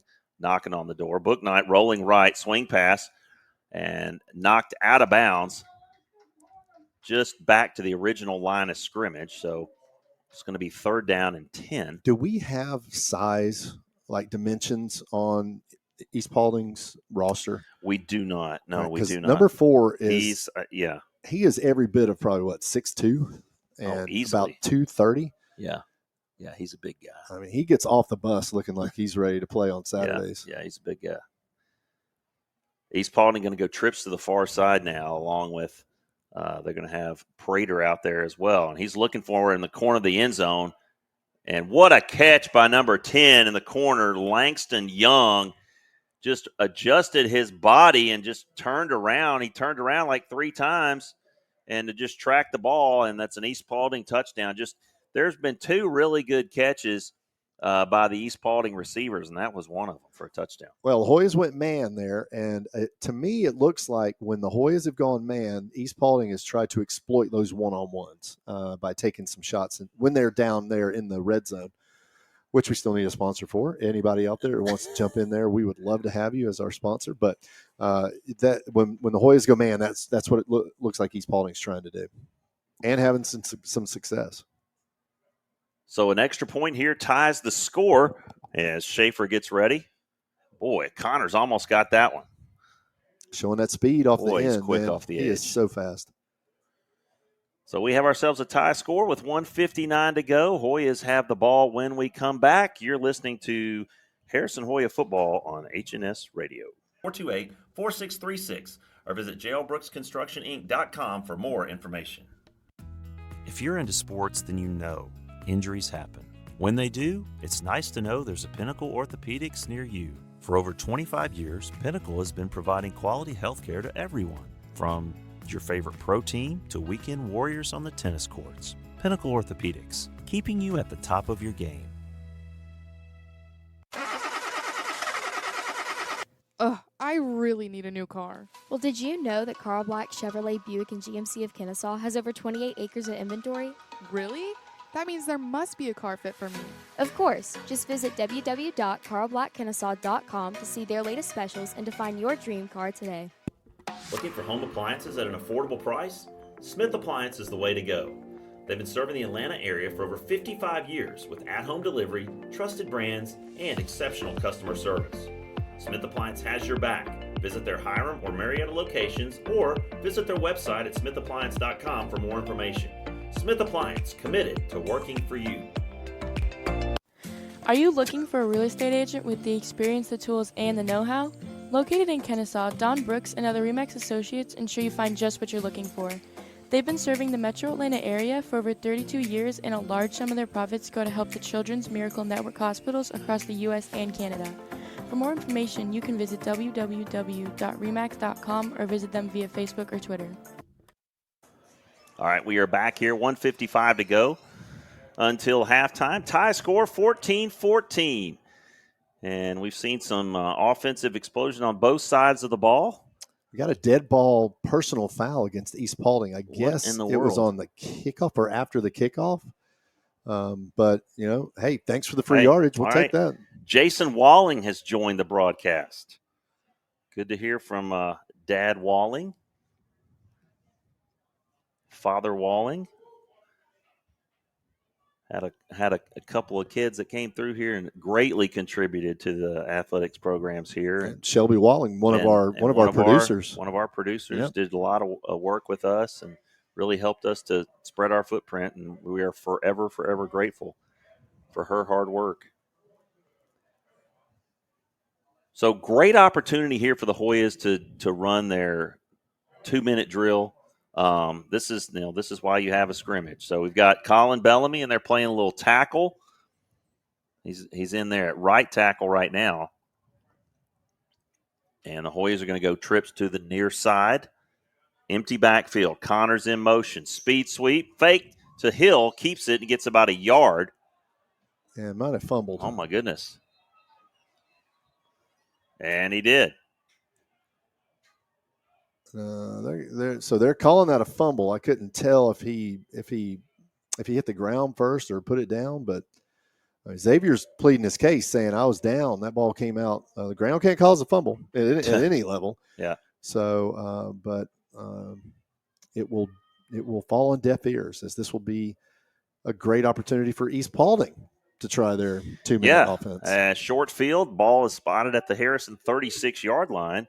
And so just like that, things got turned around, and the first turnover on the game. So the first giveaway, or the first takeaway, goes to East Paulding. Yep. Second fumble of the night for the Hoyas. Yep. We got that first one back down here on the other end of the field, but second one of the night. So 1st and 10 from the 36-yard line. Booknight hands it off to Parker, and Bellamy just swallows him. Yeah, that is what we have come to. We have learned, from Colin Bellamy. That's what we have become accustomed to. What is it?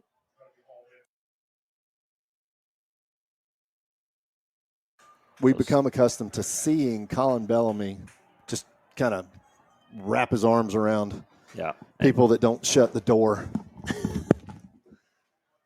And a little swing pass this time. Chasing is number 1. Nice job there by the Hoya defense. Joel Combe coming up from his safety spot. And 2 plays, and they're all the way back to the 39-yard line. So it's 3rd and 13 now, under a minute to go here till halftime. Oscar McAdoo came off a minute ago with a little bit of a limp there. Looks like he's back, though. Nope, he's on the sideline. Oh, is he? Trying to flex it out a little bit. Okay. He's done a good job down there at nose tackle tonight. Young guy, just a sophomore. Yeah. Inside of 35 seconds now on 3rd and 13. Booknight fumbles the snap, and he's going to get swallowed by Bellamy. And that's going to bring up 4th and long, and I would imagine that they're going to maybe run this down and just take a shot, or that might be the last play of the first half, unless the Hoyas call a timeout. Yeah, I don't think we're going to have that. I don't think that's going to happen. Coaches will be okay with just letting this clock run out, which is what's going to happen in about 1 second. All right, that brings the first half to an end, as we have a tie score, 14-14, Harrison and East Paulding on the inaugural broadcast of HNS Radio in the first game of the 2024 season. Okay, all right, guess who? All right, let's see if Miss Judy Dickman going to join us for our halftime show. Judy, are you there?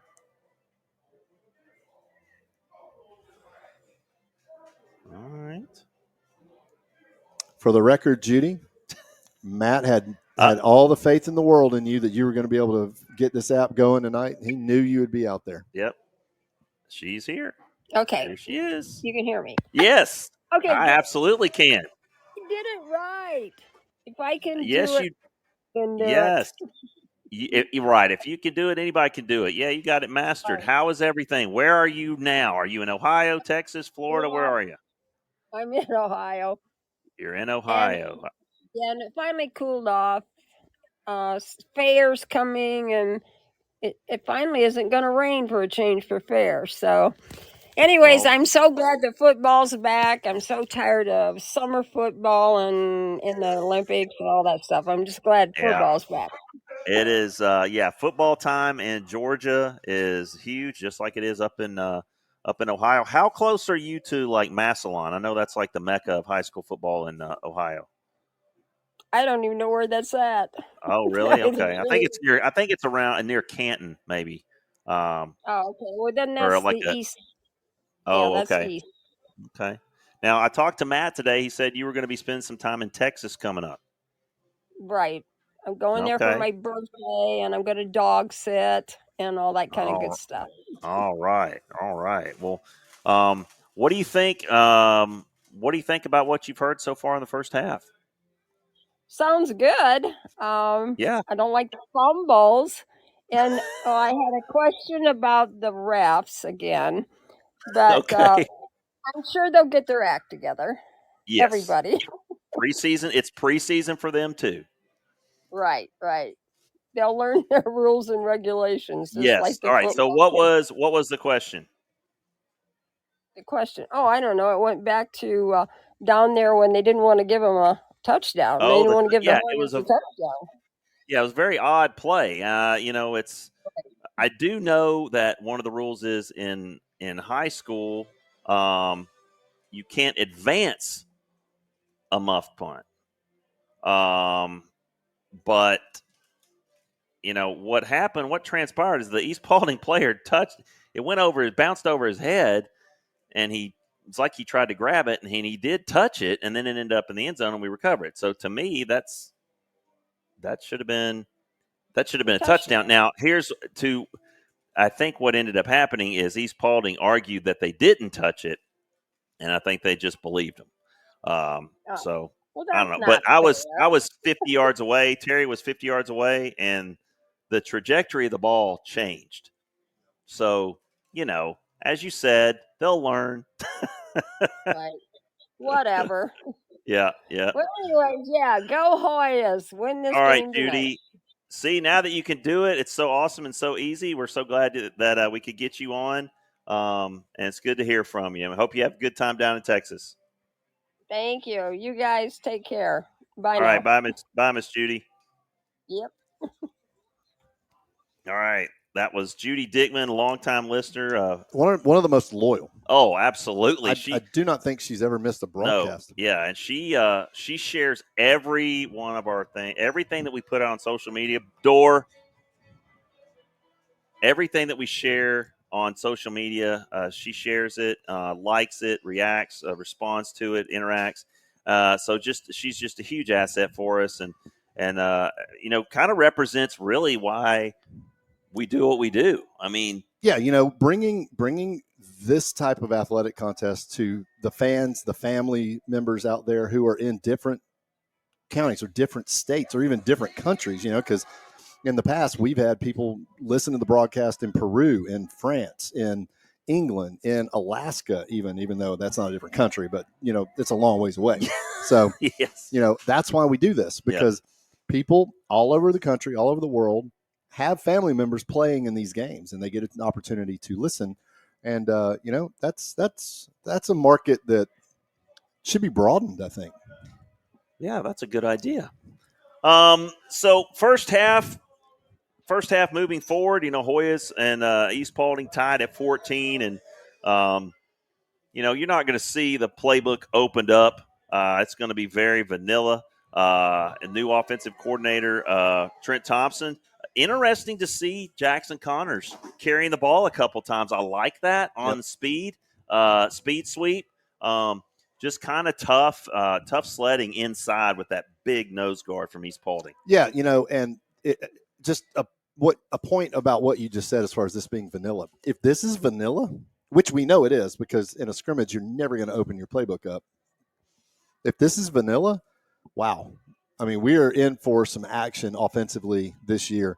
And like you said, getting our athletes like Jackson Connors with all that speed involved, and you're getting so many different people involved. I mean, I believe we have targeted 5 or 6 different receivers tonight.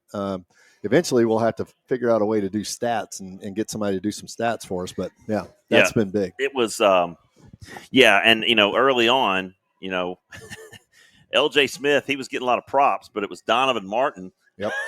and we had the wrong number for number 7. It's wrong on the website. Yeah, it's wrong on the website. Or whatever they gave us. Yeah. So we're going to have to – I'll correct that on. Yeah. On Donovan Martin was a guy that if you listen to Trent's to our interview with the offensive coordinator Trent Thompson, he was he's a guy that he speaks really highly of, and is what I believe is just a sophomore.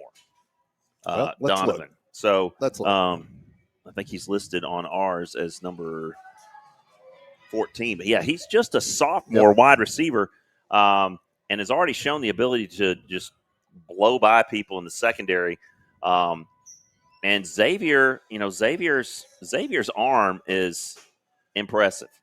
Definitely. I'm impressed with how far he's able to throw the football. Yes. And some of his throws have been a little short because he's not been able to step into them. Yeah.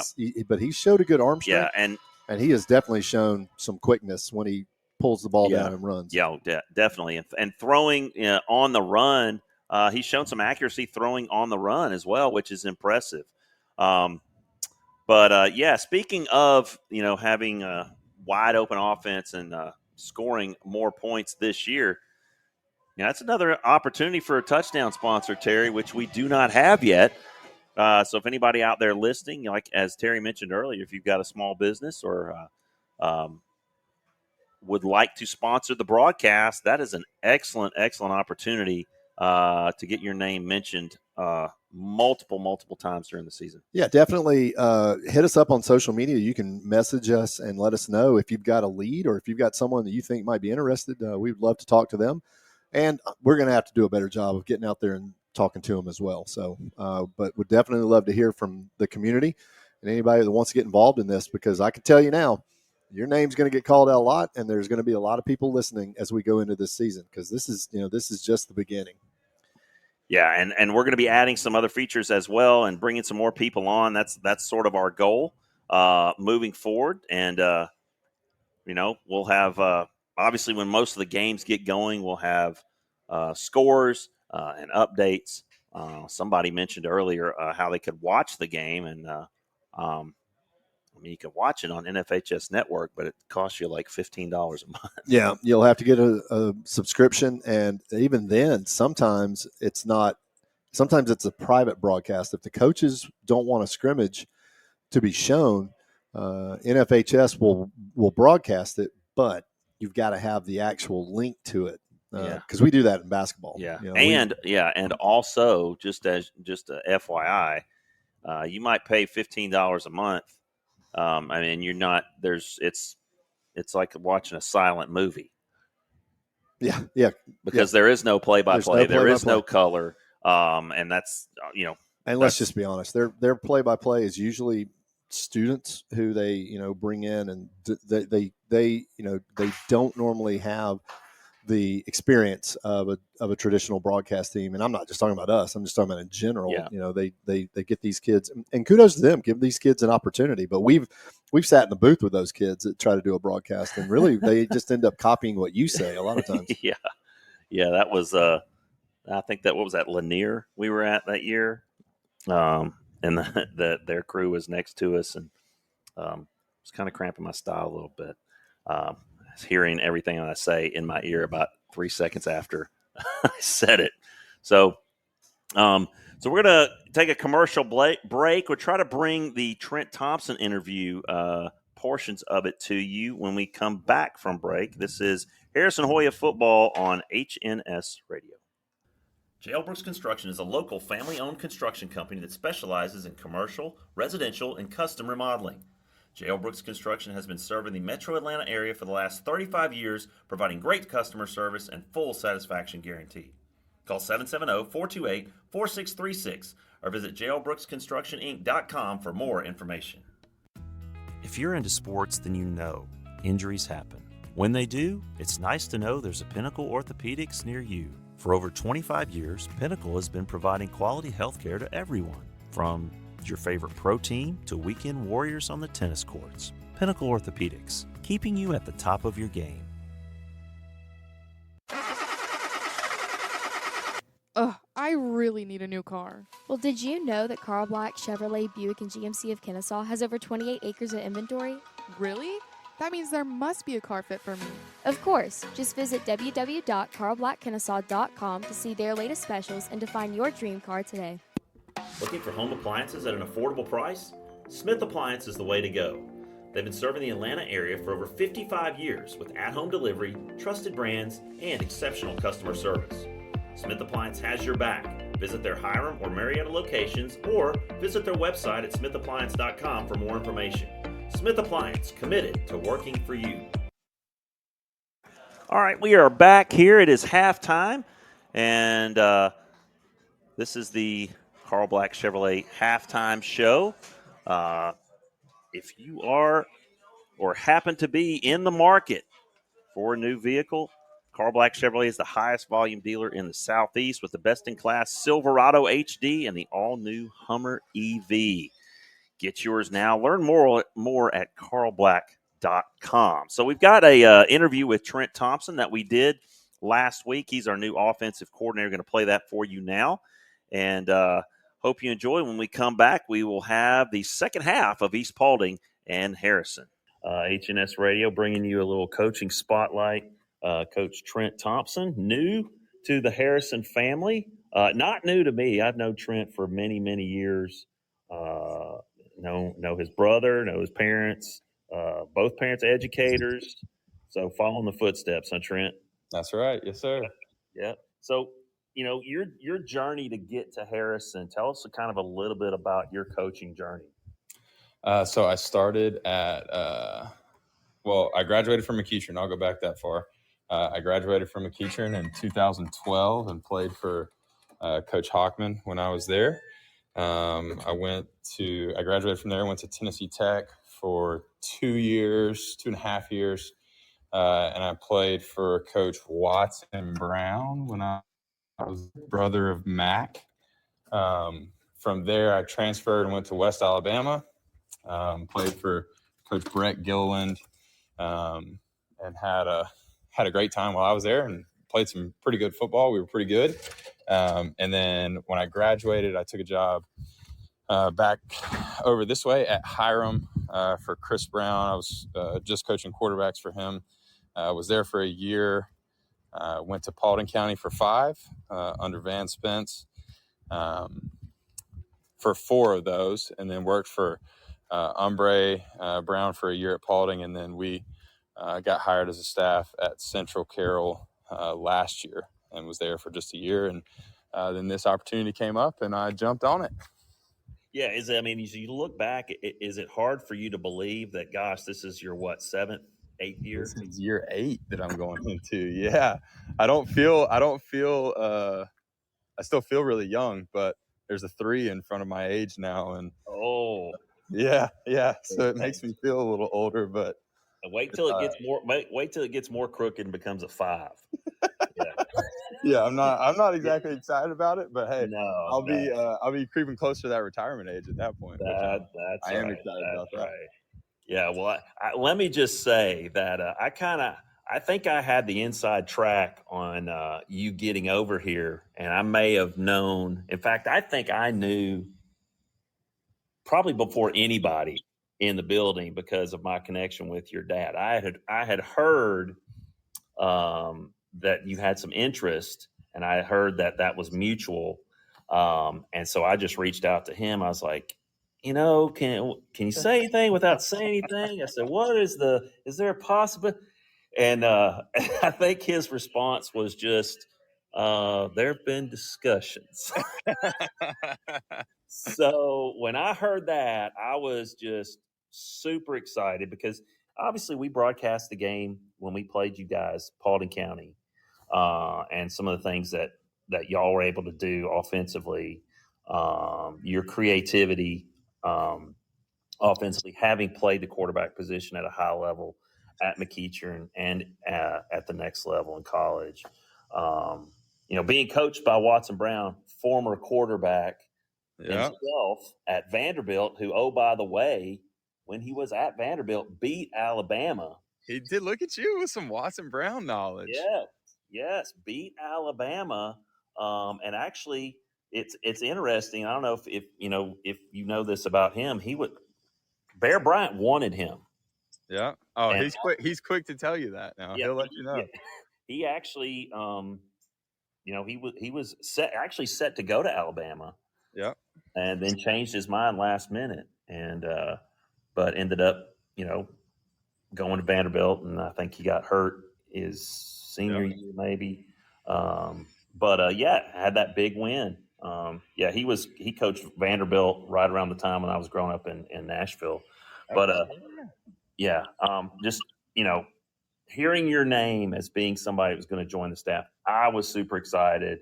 I relayed that to Terry. I said, hey, I guarantee whatever we are this year as a football team, I said, our offense is going to be innovative. It's going to be exciting. So I was definitely fired up about it. Well, I appreciate that. Yeah, one of the things Coach Salam, when I interviewed with him and we sat down and talked some as we got going, he said, "Look, Coach, at the end of the day, all this is great. I just want it to be kind of cool." I was like, "Hey, I can do cool, man. We can figure that out and have some fun with it." So yeah. That's the goal. Make sure the kids have some fun and try to score some points.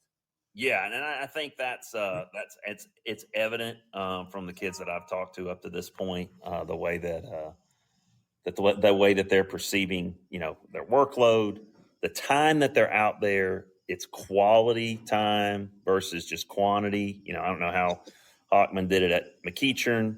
But I just was, I'm a Cobley guy. I spent most of my time, covering Cobley's practices, and there was no wasted time out there. If and he never did anything that wasn't going to help him win a game. Nothing. Yeah.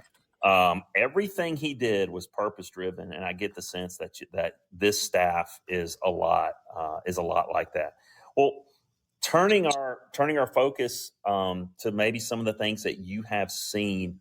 Who are some guys, and what were your expectations coming over here, and has anything surprised you?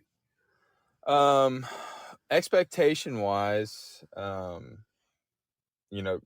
up around here and playing against Harrison, and knowing the guys that I was playing against for most of my life, one of the things that was made me nervous, I guess, with taking the job was that not a knock against, like, obviously the football tradition here is rich, and there have been some really good teams. Maybe my viewpoint from across the county was that athletically, maybe we might not match up to some of the people that we play. Now there's obviously, toughness and smart kids and a lot of other positives. I don't think that that's been true. I think that athletically we'll match up with the people that we're going to play on Friday nights, on top of having the toughness and the discipline and maybe some smarter kids. And that's been a pleasant surprise. And Xavier Hill has been probably the most pleasant surprise. He has been dynamic in what he has been able to do from the quarterback position, which everybody knows now that is the most important position in football. And it definitely is in our offense. I put a lot on that guy's shoulders. He has to make a lot of decisions, and Xavier has made those. And shown that he's capable of doing that along, which is a dangerous recipe at that position. Yeah, and he's a guy that, I mean, he was our best running back last year. Probably could have played the position last year, and did a little bit, but just kind of in spots here and there. But yeah, the potential that he brings to mix things up and almost, I don't want to say make your job easier, but give you so many more options, right, as a play caller. Mm-hmm. Yeah, I mean, there's no doubt that he'll make my job easier. That's people sometimes get real excited about, certain play calls or offensive systems. And I've been around it enough and seen enough. While I have not seen as much as some coaches, but I've seen enough to know that players are what score points and win games, not plays or systems or any of that. So yeah, he's been great. Yeah, and is there anybody else? Like, I know you guys have done a lot of, gone to a lot. You went to FCA, you went to Georgia to get the guys, some 7-on-7 experience. Is there anybody else that's maybe surprised you on the offensive side? Well, there's two older receivers, two guys that are going to be seniors, Kylan Ford and Austin Perry. I kind of came in what I was told, kind of put some expectations with them, and they've met or exceeded all of those. Because I was told, they're going to be good players, they're going to be guys that we can rely on, they're going to be consistent, and they've been all that, and they've been pretty athletic and able to do maybe a few more things than I anticipated them doing. Donovan Martin has been, I would call a surprise from what I was told coming in. He didn't play a ton last year. He had an injury or two that kept him out, but he can run. Like, he can really, really run. And he's been a consistent catcher of the ball. He's super smart. He doesn't bust a ton of assignments and stuff like that. So he's probably the most explosive player that we have on the perimeter, which for a guy that's got 2 more seasons left to play, that's pretty exciting. That's awesome. I mean, that's something, again, that's a name that Terry and I have not heard a lot about and have not really in our broadcasts spoken of. So that's exciting that we've got some guys that are coming through the pipeline that are going to be able to contribute upcoming. I mean, here we go. Like, we're 2 weeks away from first scrimmage. What do you think that East Paulding scrimmage, what are some things that you want to get out of it? Maybe, obviously you don't need to tell me the game plan, but what are some things that you're looking for from our kids? Really just to do exactly what we've done all summer against ourselves. It's one thing to come out at practice against yourselves and execute. And I like something that I say a good bit to our kids is like, man, mess up now, because there's ain't no butts in the bleachers. So I'm interested to see how we'll be when there are some butts in the bleachers, Yeah. Because I think, I don't think you rise to an occasion. I think whatever practice looks like is what a game is going to look like. But there are certain kids that, may take one little step up, but there are also some that kind of retract a little bit when they feel eyes on them. And I don't expect that to be the case. I expect ours to be guys that may take a step up, but I'm just excited to see them play and perform. And I think they're excited to see, because obviously for them, they haven't really seen this offense in a game outside of our spring game, so they have not a whole lot to go off of. So I think they're excited to see, hey man, is this going to work? Yeah. Are we going to be able to score some points and win some games? And, you hope when you go. All right, we're back here wrapping up the Jailbrooks halftime show. Had to think about who our sponsor was. You're listening and it's to. Not. It's the. It's Carl Black Chevrolet halftime. Oh, my bad. It is the Carl Black Chevrolet halftime show. We just wrapped up a little interview there with Coach Thompson, and we're going to get the kickoff here in the second half, where we half. It's 14-14, and the Hoyas are going to be kicking to East Paulding right now. And again, that's going to go deep, deep, deep into the Middle end zone school? there. Yeah, Into the middle school kids. Will you check on that? Because I opened the app on my phone and what does that say? It just says I'm broadcasting in another window or whatever. And I just want to make sure that all right, that it's not messing with us in any way, shape, or form. So, all right, East Paulding's going to come out now. They got the ball on the 1st and 10 on the 20-yard line. As Terry said, nothing has been decided. It's 14-14 as we start the second half. Okay. All right. Interesting. Huh. Okay, so it's not. It says we're live right here. Okay. All right. Well. Yeah, we're live. Okay. You're freaking me out here. Yeah, we're just getting a little weird stuff, but that's fine. Okay. It's fine. Well, it's fine. Everything's all fine. All right, so we are back here. New platform. Yeah, new platform. If you've sent me a message, I'm trying to send you a message back, but it's not letting me. So no big deal. We'll work it out. 2nd down and 5 now. Book Knight batted up in the air by Bentley, I think, that time. Was that Reese Bentley, number 44? Yes, it was. Reese Bentley. I think it was. Yep. The Bentley family about 5 rows down from us right now. That got them up out of their seats. That got them excited. Yep. So, couple little hiccups here. We can't figure out how to turn the lights on in the press box. I don't think that's us, though. It's not like when we were at Rome. I know. I couldn't find the light switch that was right behind us. Yeah, but ours they're motion activated, and I was standing around, so they should be on. So, hey, it's a scrimmage for everybody, for the press box too. Everybody. All right, 3rd down and 5 now, as Parker's in the backfield. Send a man in motion, and again, Book Knight trying to get free, can't. It's going to bring up 4th down and 5. Just barely got back to the line of scrimmage, and that's Bellamy making the stop there once again. Yep. Oscar McAdoo back out there. That's good to see. He shook off whatever that little injury he had in the first half, and he's back out there giving it a go. So East Paulding's going to punt here, Adam. They've not punted it at all tonight. Nope, they have not. Just a little shout out to our sponsors, Smith Appliance. If you need a new appliance or need an upgrade, head on over to Smith Appliance in Hiram or Smyrna for the best quality appliances. They've been with us for these many years as a sponsor, as have Dawn Brooks and Remax around Atlanta. Can help you sell your home and find the home of your dreams.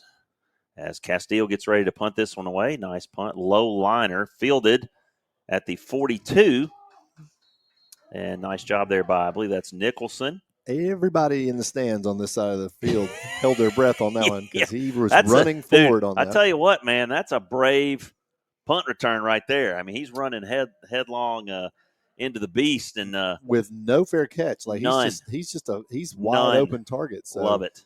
Bobbled it a little bit and was able to hold on to it. Love it. It's a shame we got the white pants on tonight because that might be bad, but he handled it. So 1st and 10 for the Hoyas. And they're going to run it with Washington. A little too much dancing. Manages to get a hole across midfield.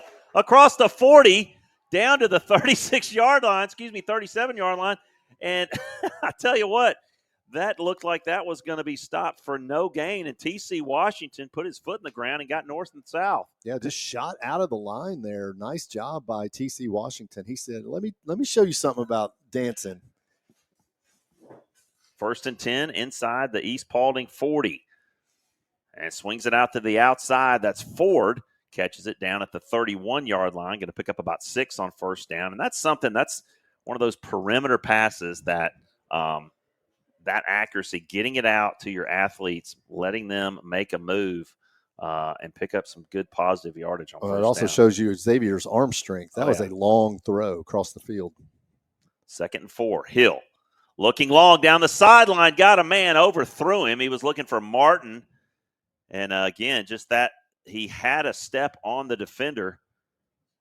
I mean, anytime you're a receiver and after the play, you've got the defender like grabbing his legs and stuff like that. Oh yeah, oh yeah. You know, you just embarrassed I him. got beat because I was hurt, Yeah. Coach. Oh, that's not what happened. Not what happened. Not what happened. That's 2 tonight that Donovan and Xavier have just missed on. Yep. So third down and 4.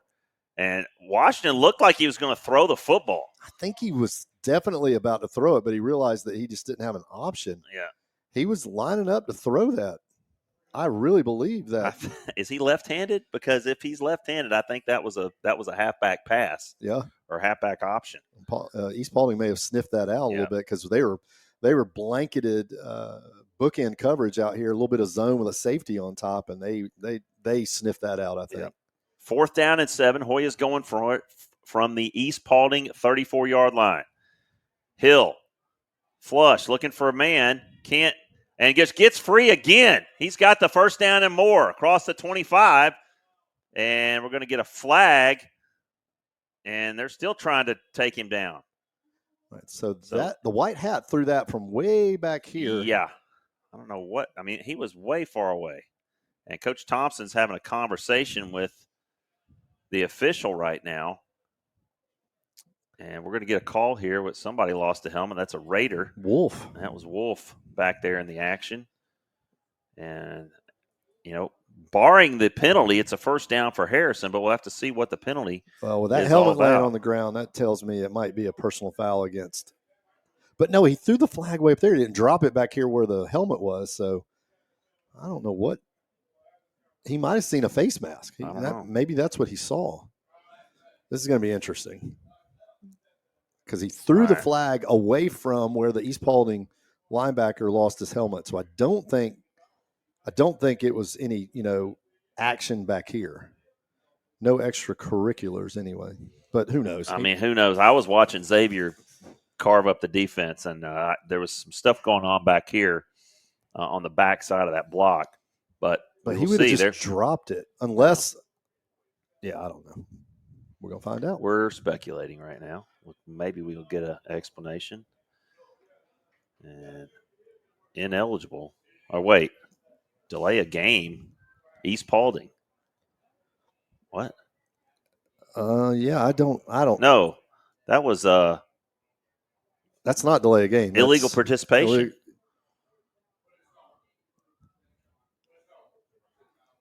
Yeah, I think that signal is illegal participation. Well, this is an interesting call because Coach Salam's out there now trying to figure out what's going on. I've never seen that. Yeah, I don't know what.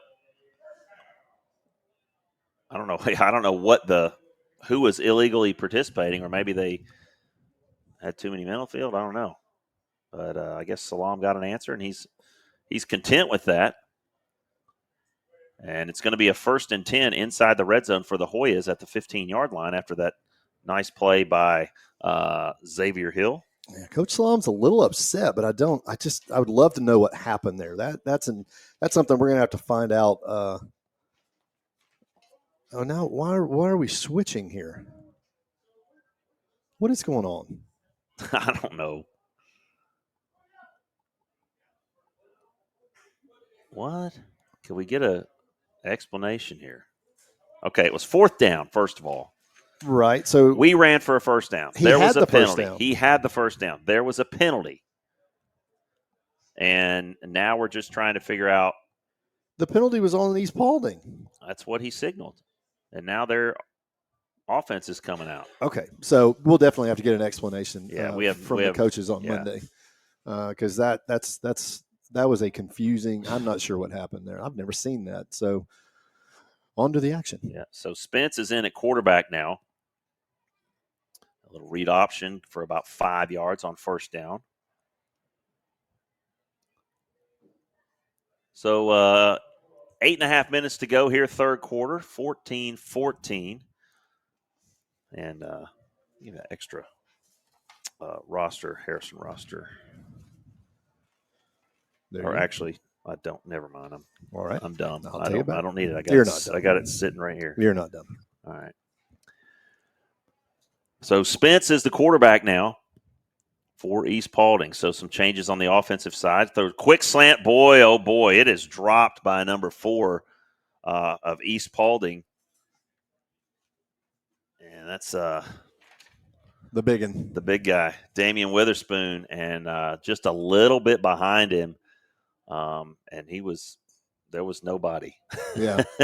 If that throws on the money, he might have been able to run all the way to the field house. Yeah. He'd be in the showers right now. 3rd down and 5 from the 20. Spence is in the shotgun. Hoyas bring pressure off the edge, and boy, he drops another one. And that one would have been short of the first down, but again, Witherspoon with 2 straight drops. Well, that ball was also thrown behind him a little bit, but you can see he's going to be a focus for that offense for East Paulding, and I can understand why. That's a big kid with a lot of athleticism, and if you can get him on track, oof, I mean, can you imagine him running full speed across the middle trying to tackle that? Yeah, that's tough. Yeah, tough assignment for anybody. Big kid.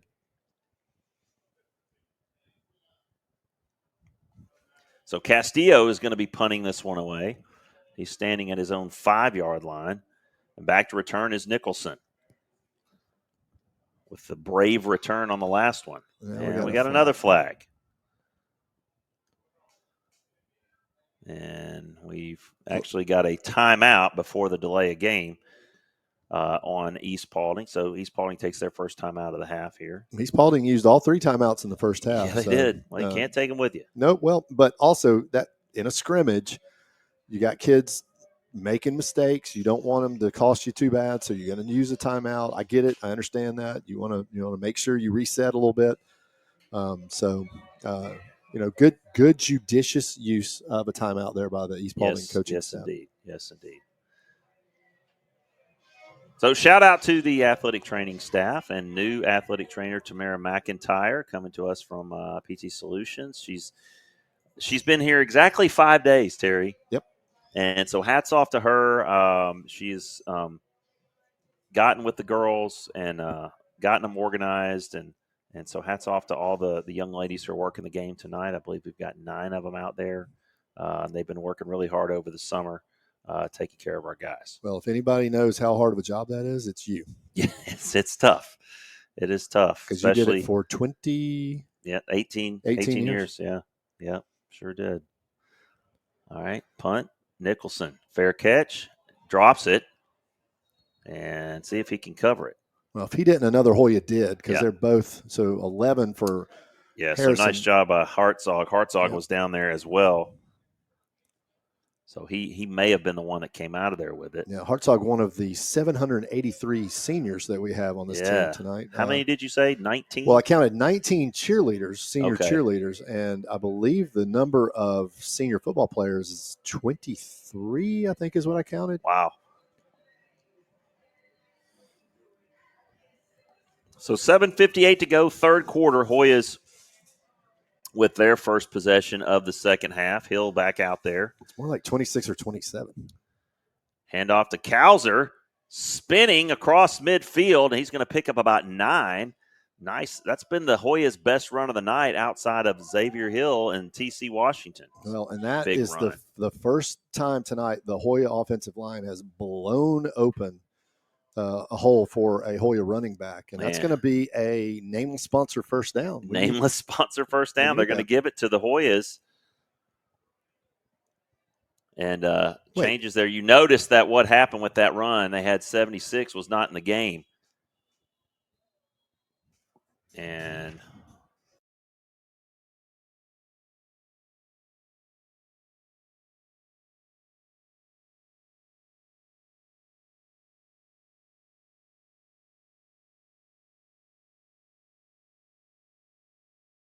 yeah.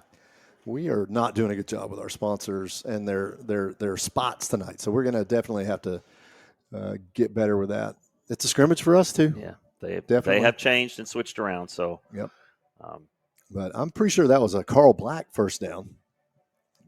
Pretty sure Carl Black is the halftime show and the first down sponsor. So we're going to clean that up. We'll be ready for next week when the Hoyas take on Kennesaw Mountain. Yep, Mustangs keep rolling into Cobley Stadium, and Hoya's looking for a little revenge after 2 years ago. That loss That loss was tough because it was 24-23 at half, and they shut us out and hung 21 on us. It was 45-23 at the end. So I know that there were some kids on this team, obviously, that were the seniors. They remember that. So yeah. Yeah, and Kennesaw Mountain had a good team that year. I mean, it's not like we got beat by a bad team, no, but they had. They definitely spanked us a little bit. Yeah. So now 1st and 10 inside East Paulding territory. 7:23 to go here, third quarter. 14-14 is your score. Xavier Hill is in the shotgun. Cowser is in the backfield. Hill going long. Got a man, but it's overthrown. He was looking for Ford one more time. Just not quite enough air under that one. And it looks like East Paulding is I mean, that looks like they're playing that two deep safeties. Yep. And that ball was really placed really well. But again, just not quite enough air under it. He was looking for Austin Perry. And you could see Xavier's arm strength there because he threw that ball from about the Hoya 46-yard line. So he definitely has arm strength. Yeah, he can get it there. And they're going to hand it to Cowser again. He's going to get spun down about a yard shy of the line of scrimmage. Yeah, when big number 76 for East Paulding gets his mitts on you, you are probably not going anywhere. Yeah. That is a big fella. So that brings up 3rd and 11 for the Hoyas. 6:55 to go now, third quarter, 14-14. Hoyas send a man in motion. It's Washington. Little wide receiver screen to Martin. He's got the first down and more across the 35, inside the 35, down to the 31-yard line. A well-designed play, and that throw was right on the money. Yeah, that's going to be a Carl Black Chevrolet first down. Well, tonight it is. I'm pretty sure they're the sponsor, but tonight it is. Boy, Donovan Martin showing some speed after the catch right there. Coach Thompson wasn't lying when he said he's a guy that when you get him out in space, he can really do some special things. Cowser diving forward for about 3 yards on first down inside the 30 to the 28-yard line. So good amounts of chats, probably the most chats we've had in 3 years. Yeah, long time. A lot of engagement from the listeners tonight. We appreciate you guys. We got people getting engaged on the chat line? Oh, jeez, it's social media. It's an internet. Sorry. It's an internet term. It was right there. I know. You put it. I put it on a T, and literally. You know the dad jokes are going to come out. I know. Okay, much respect for my man Wolf. I love it. Much respect. Yeah. That penalty was on him. He's going to come out. But before he went out, he just knocked out about 10 or 15 push-ups, probably one for each yard. Yeah. Much respect for that young man. 2nd and 2 now inside the 25. Hill.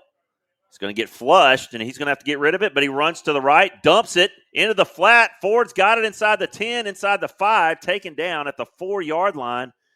Again, you cannot say enough about the escapability of Xavier Hill and his ability to create in what looked like a blown play. Well, and once he got outside and started running, everybody from East Paulding moved forward, and that opened up a huge hole behind the linebackers where he just dumped it off. Great decision-making right there. Hoyas have it in the red zone. We'll just sprint out right to Hill. He's looking for the pylon. Did he get there? Just short. Down to the 1-yard line. That was a straight quarterback run by Xavier Hill, and he came up just short, going to bring up 2nd down and goal as the Hoyas try to get in the end zone here and take the lead. So Bellamy is in at tackle again. And looks like we may have gotten some more movement by that East Paulding front. And the Hoya offensive line has shown a lot of discipline tonight because they've been shifting and moving their fronts around tonight quite a bit, and they've been pretty staunch and haven't really fallen for it. Yep. 1st and goal at the 2. Another sprint out for Hill. He gets strung out to the right, and he's going to maybe get back to the line of scrimmage. And it's going to bring up 3rd and goal. So Here comes Cowser. East Paulding with a lot of speed out there on the edge, and it's just tough to get that edge. Even though Xavier can run, short field side, and so you don't have as much space to get that corner. And maybe the Hoyas might come to the wide side this time. So he's got Washington and Cowser in there now.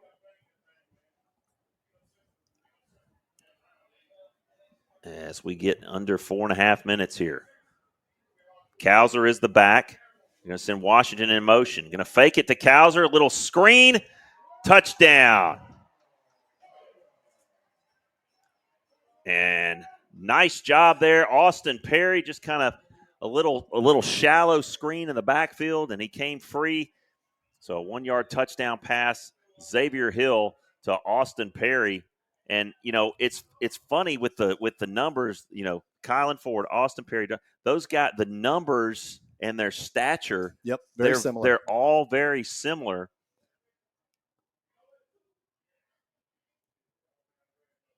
As Zidane comes out for the extra point.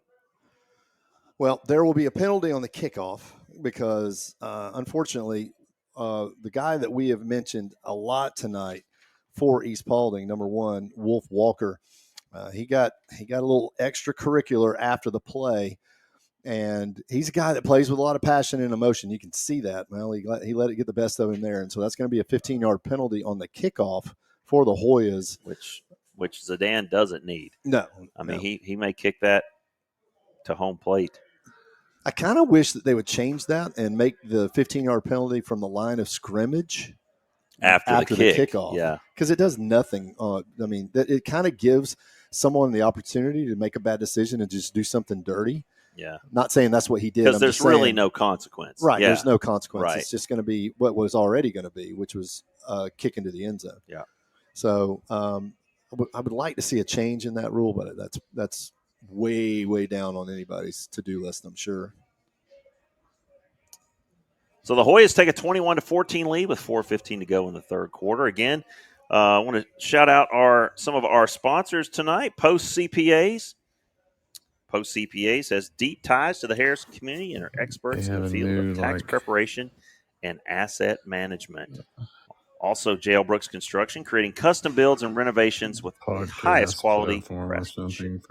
Also, Kennesaw Embroidery. We want to thank them for all of their embroidery products that they provide us with. Anytime we need logos or anything, we always hit up Cynthia Cooley and Kennesaw Embroidery. Also, all of our T-shirts, sponsor T-shirts, MMP Custom. Thanks to Nathan Mooney for all of our sponsor T-shirts. You need screen printing.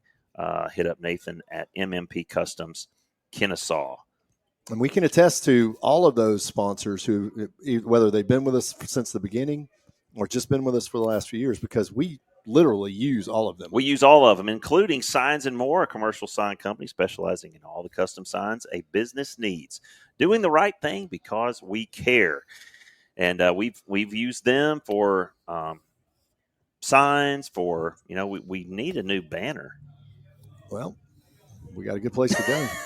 I mean, think about it. Pinnacle did surgery on my daughter's knee last year. They did my surgery. They did your surgery on your Achilles. They're not doing my surgery next month. JL built your house. JL built my house. Yep. Yep. And we use post CPAs for all our accounting needs. All of our accounting all needs. our tax needs.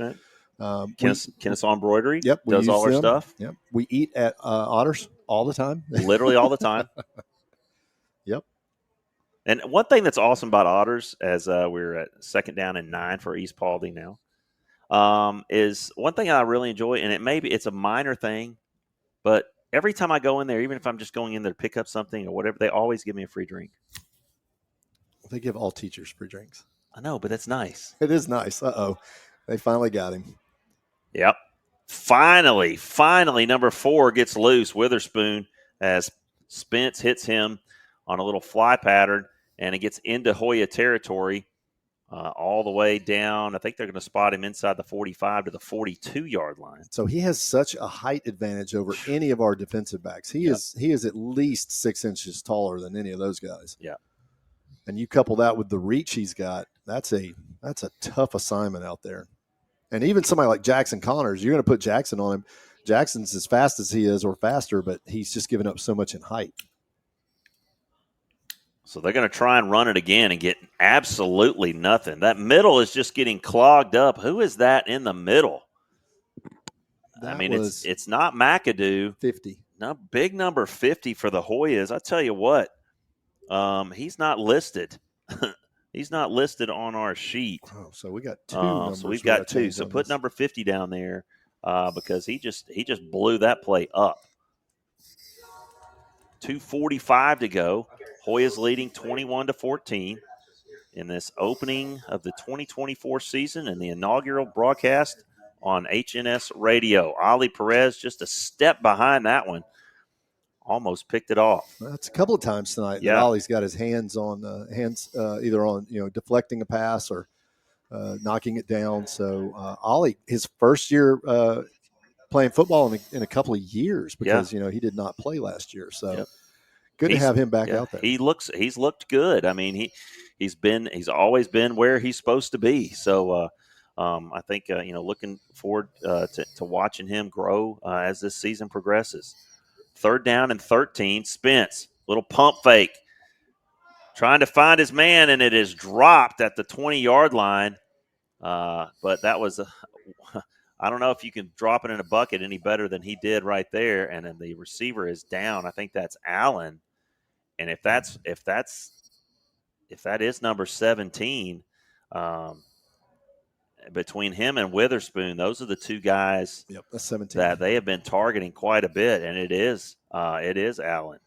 And he's still down over on the sideline. It's 4th and 13. I think he got landed on. Yeah, or he maybe something along those lines. Yep.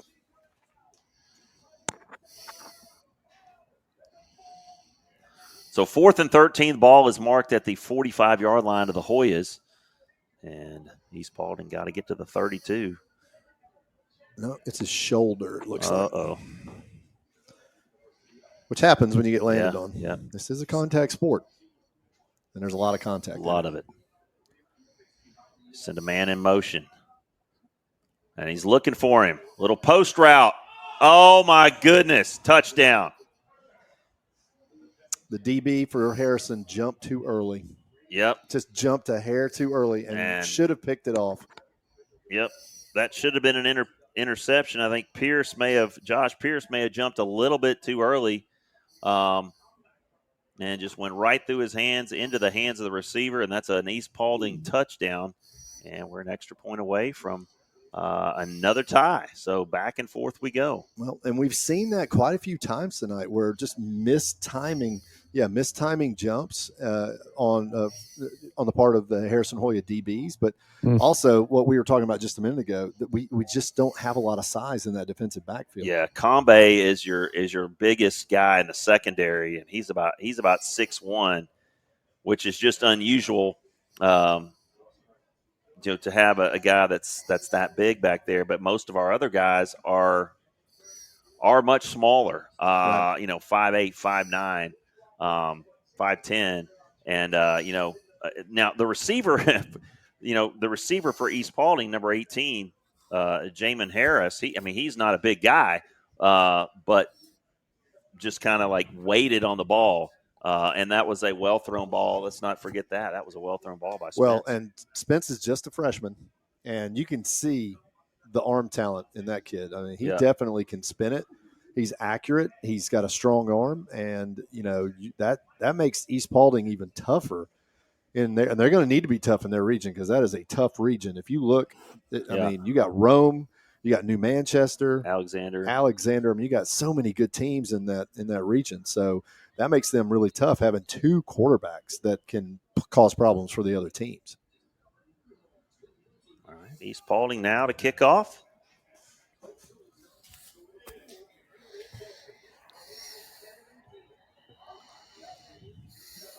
I believe we got a movement penalty on the kickoff on East Paulding. Yep, illegal procedure. Ugh. Oh, boy, that's one of those that's just from lack of reps. Yep. Because, they're not – you're in such a rush to get your schemes, your systems in. Yep. That a lot of times stuff like that, that's what this, these scrimmages, a lot of times you see those things like that. Corey Bellamy is listening in currently. Saw him earlier tonight. Yep. A mainstay in the football program. Yeah, down on the field. Well, Chris Karakalides is listening. Well, our prediction was wrong. We will see a returned kickoff tonight. Okay, yeah. Well, because I don't know. He is now going to – there's no way. From the 40, there's no way. From the 35? 35, excuse me. Yeah, there's no way. Dude, he kicked it out of the end zone. Dalla. Yeah. I say touchback. You say no? I say we return it. Okay. Because if he is from the 35, if he okay, I mean, that's a leg. You owe me. Yeah, I do. He let up on it. My goodness. Hello, Wolf. That would be Wolf. Wolf is on the prowl tonight, brother. Wolf Walker, I'm here to tell you, that is a linebacker. That is a football player right there. Well, you know he is because he's on kickoff. Exactly. He is your starting linebacker. He's your best defender. Exactly. And he is on the kickoff team. Holy cow. Yeah. All right, we've got a new quarterback here for the Hoyas, number 13, and that is Damelin Mack, number 13. And in the backfield, it looks like that's Washington back there. And Mack swings it out and is dropped. And that was Perry with the drop at the 20, trying to run with it before he caught it. That's exactly what he did. That is exactly what I was about to say. That is a cardinal sin for wide receivers. There's a couple of those. If it hits you in the hands, you should catch it. If you don't secure it first and you try to run without securing it, you're going to drop it. So 100%. Ex-wide receiver. Yeah. I did both of those all the time. All right, they hand it off to Washington. And he's going to run over a couple of defenders and pick up about 5 yards on second down. Going to bring up a 3rd down and 5. All right, some changes along the defensive line here for East Paulding. They are substantially smaller now. So I think we are getting deep into that 3 deep for both teams. Yeah, you've got Elijah Stevens in there for Kawan Donald in the middle. So we'll see if the Hoya offensive line tries to relocate the line of scrimmage a little bit. Mack complete to Martin. That's good enough for a Carl Black Chevrolet 1st down up to the 31. So Martin showing off his hands there. Well, and Donovan Martin having a big coming out party. Yeah, just big like time. Coach Thompson told us that he potentially could. 1st and 10 at the 31. Mack with his first completion. And he's going to show his legs a little bit. And he gets to the 38-yard line. Okay. So this just hit me. Let's think about this for a second. Brady Cluse, when he burst on the scene, this is physically the most sophomore difficult race in all. Same number, same year, one lap. Interesting. Hoya's going to go with trips to the far side now on 2nd and 3. Mack, according to little wide receiver screen, and it's going to pick up about 2 yards up to the just shy of the 40-yard line. As we're inside of 45 seconds now in the 3rd quarter. Power so hard and it's so quick. Again, if you're listening now, share our podcast with anybody and everybody that you know. Take a look at our website, hnsradio.com. But definitely make sure that everybody you know is following us, has the Podbean app, and is following HNS Radio throughout the 2024 campaign. Mack. Nice fake. Like that fake. Just going to take it and run with it. Got a 1st down and more up to the 49-yard line. Nice. Damelin Mack coming in here, and there's 0 drop-off right now. Yeah, no, this has been a nice change of pace for the Hoyas to see this from your quarterback that's coming in after the quarterback. So, yeah, that's exciting to see. And he did a great job of tucking that ball when he knew he was going to run and protecting it. Yep, Mack, a junior. And that's the end of the 3rd quarter. So after 3 quarters, nothing decided. Harrison 21, East Paulding 21. You're listening to Harrison Hoya football on HNS Radio. J.L. Brooks Construction is a local family-owned construction company that specializes in commercial, residential, and custom remodeling. J.L. Brooks Construction has been serving the metro Atlanta area for the last 35 years, providing great customer service and full satisfaction guarantee. Call 770-428-4636 or visit jlbrooksconstructioninc.com for more information. Ugh, I really need a new car. Well, did you know that Carl Black Chevrolet Buick and GMC of Kennesaw has over 28 acres of inventory? Really? That means there must be a car fit for me. Of course. Just visit www.carlblackkennesaw.com to see their latest specials and to find your dream car today. Looking for home appliances at an affordable price? Smith Appliance is the way to go. They've been serving the Atlanta area for over 55 years with at-home delivery, trusted brands, and exceptional customer service. Smith Appliance has your back. Visit their Hiram or Marietta locations or visit their website at smithappliance.com for more information. Smith Appliance, committed to working for you. Are you looking for a real estate agent with the experience, the tools, and the know-how? Located in Kennesaw, Don Brooks and other RE/MAX associates ensure you find just what you're looking for. They've been serving the metro Atlanta area for over 32 years, and a large sum of their profits go to help the Children's Miracle Network hospitals across the U.S. and Canada. For more information, you can visit www.remax.com or visit them via Facebook or Twitter. HNS Radio bringing you a little coaching spotlight. Coach Trent Thompson, new to the Harrison family. Not new to me. I've known Trent for many, many years. Know his brother. Well, all right, we're back. And we're back about 2 seconds too late. Working the kinks out of our board here, and we missed a long run there. So Mac tucked it and ran. Now he's got it inside the red zone here at the 19-yard line. The soon-to-be-determined sponsor red zone. TBD. The TBD red zone for sure. And running off the left side, that's Washington. I don't think that was Washington. That was 23. Okay, 23.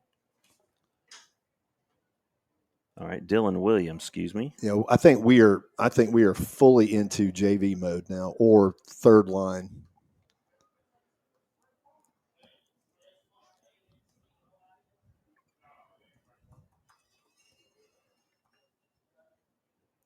We have 99 in at fullback / H-back. Yeah, that would be, I think that's Will Grantham, I think.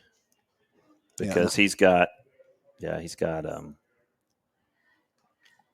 don't see Wolf Walker out there for East Paulding, so they are into their third line or JV as well.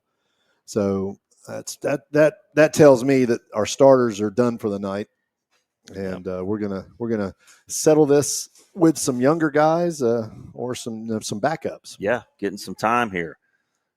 Mac in the shotgun.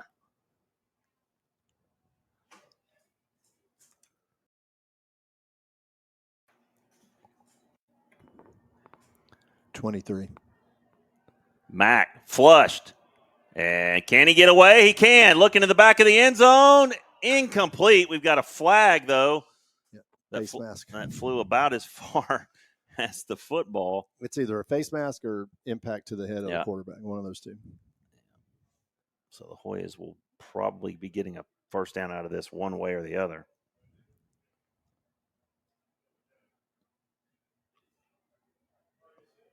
But Mac showing good escapability there. Yeah, very impressive.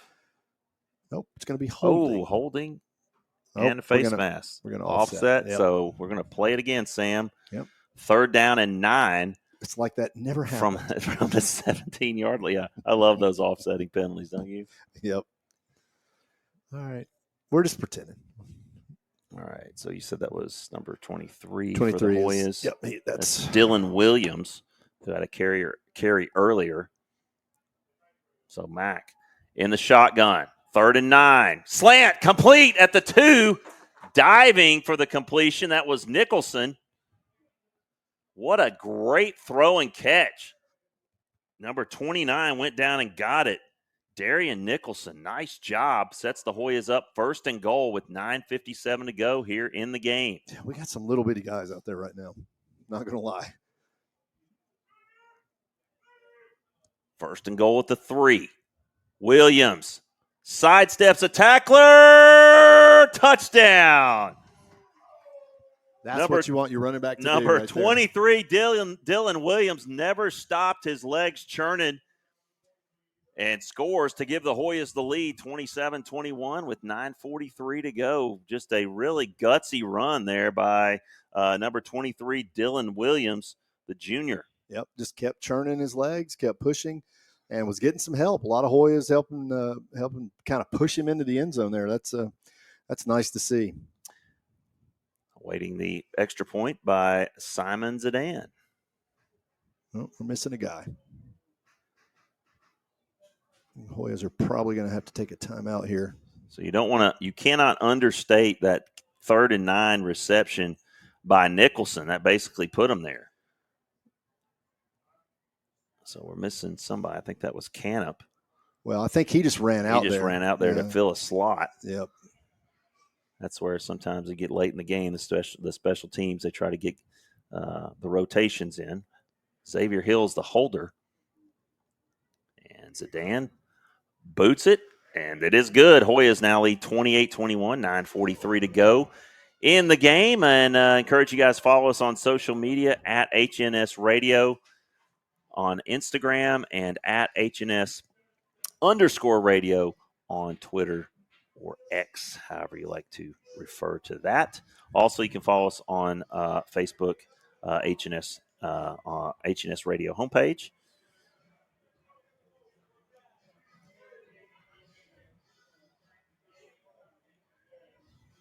So Zidane gets set to kick this one away. And looking at this game, it's good to see, sort of a punch counterpunch. Yep. The Hoyas. I mean, it's been that way. Hoyas score, East Paulding scores. Hoyas score. It's back and forth.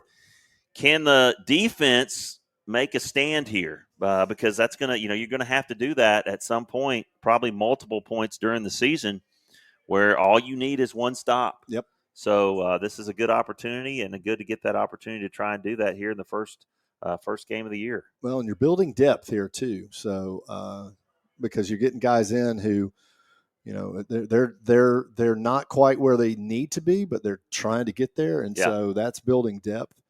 And this is always the wild card time though, because you got guys out there who are.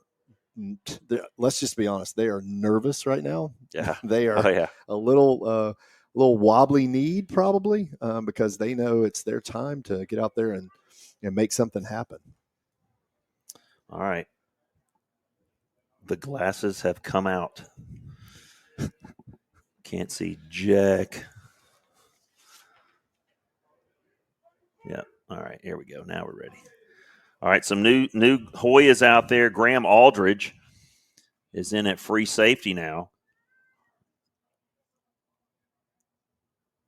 And Joel Combe still out there for the Hoyas. High snap to Pence.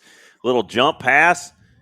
And trying to make something out of nothing was the East Paulding back, number 6, Jalen Prater. He had a touchdown earlier. Well, so this may be East Paulding's first team offense. Still out there? No. Yeah, 79, 77. First team O-line? Yeah. Okay. Yeah, this is their first team. Okay, yeah, because Langston Young is still out there. As well as number 8. Yeah, Bodie Spence. Who's the wide out on the near side? You got 10 and 6. And somebody else Spence. See it. Boy, that was right on the money to number 80, but he dropped it. Gabe Thompson Fields running a little slant route right at the youngster, Graham Aldridge. And Aldridge got a hand on it.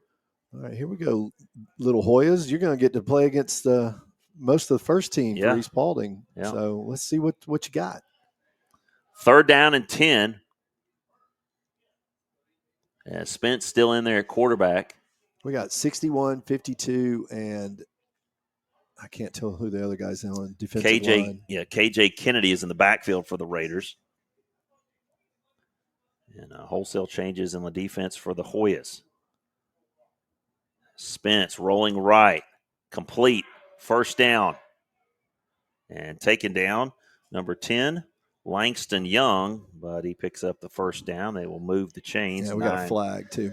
9:20. They may call a horse collar on that one. He didn't horse collar him. I was looking at it through the binoculars. He grabbed him by the back of the jersey.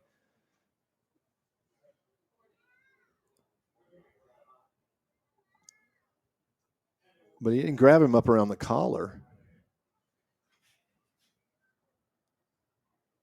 Face mask. Okay. Face mask. Okay. I knew it was. He got twisted around somehow. That was obviously how. The old face mask. Ye old face mask. Easiest That's way to an make interesting. a tackle. Look where the chains are. It's a scrimmage for them too. Yeah, 1st and 5. They haven't even marked the line of scrimmage yet. It was 1st and 5 initially. So. Yeah, well now it's 1st and 10, 2nd and 10. I don't know. Yeah, 2nd 11. Yeah, Chain Gang got a little confused with the first down and the penalty yardage added on. So. Should have been 2nd and 11, but they're going to put it back at the original line of scrimmage. Right. Inside of 8:50 now.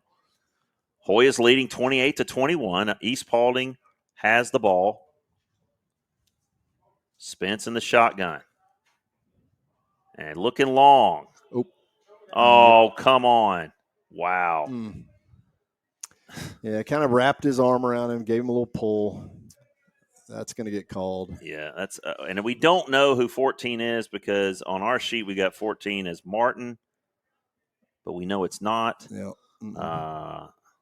So that's who they're going to call it on, but he lucked out because we don't have his name. Yep. You don't get so your that's going to be an called automatic. Yeah, it's going to be an automatic first down, 15-yard penalty. I'm waiting for them to make that spot foul in high school. I don't see that ever happening. Really? Yeah. Then everybody just be up. throwing it. Yeah, just chuck it up, chuck and duck. That's what you'd have.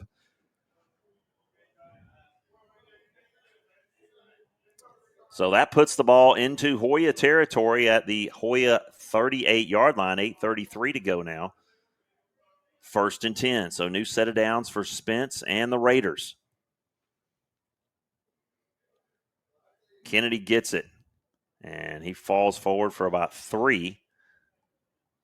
A little RPO. So, Spence can run that RPO game. He's shown that he can do that, and he reads that defensive end, and he's completed a couple of passes, and there's several that should have been completed that were dropped. A couple of slant patterns that he put right on the money, and his receivers let him down a little bit. And crazy thing is that's a freshman, so that kid's like 14 years old. Yeah. 2nd down and 7. Spence, RPO, incomplete. That one's just a little bit behind number 10, Langston Young, who made the big catch just moments ago. I think our guy might have got a hand on that too, number 1. He may have gotten maybe a finger on it. It looked like it just slightly deflected it off of its trajectory. Just a little bit. It'd be nice if the Hoyas can get off the field here, knowing that this is their 2nd or 3rd team defense going up against. Little toss sweep.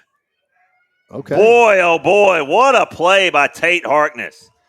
Tate Harkness tackles the guy in the backfield for about an 8-yard loss, and that was number 6, Jalen Prater, and Harkness just knifed in there, and boy, that brings up 4th and 14. You talk about a guy that's paid his dues. All right, Tate Harkness is a senior. Yeah. And he has just hung in there through every year he's been here, waiting for an opportunity to get out there and play a little bit. Now, Tate, he's about 6'2" or 6'3". Yeah, he's a tall, but kind of lean guy. I got him in one of my classes, but I've had him in multiple classes. Good guy.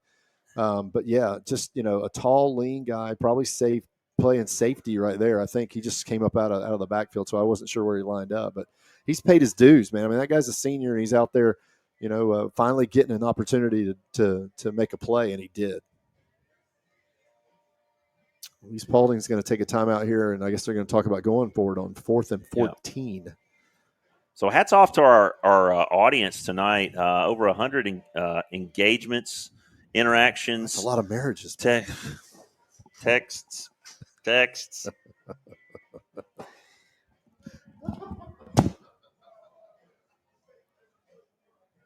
All right, I'm gonna maintain some composure here.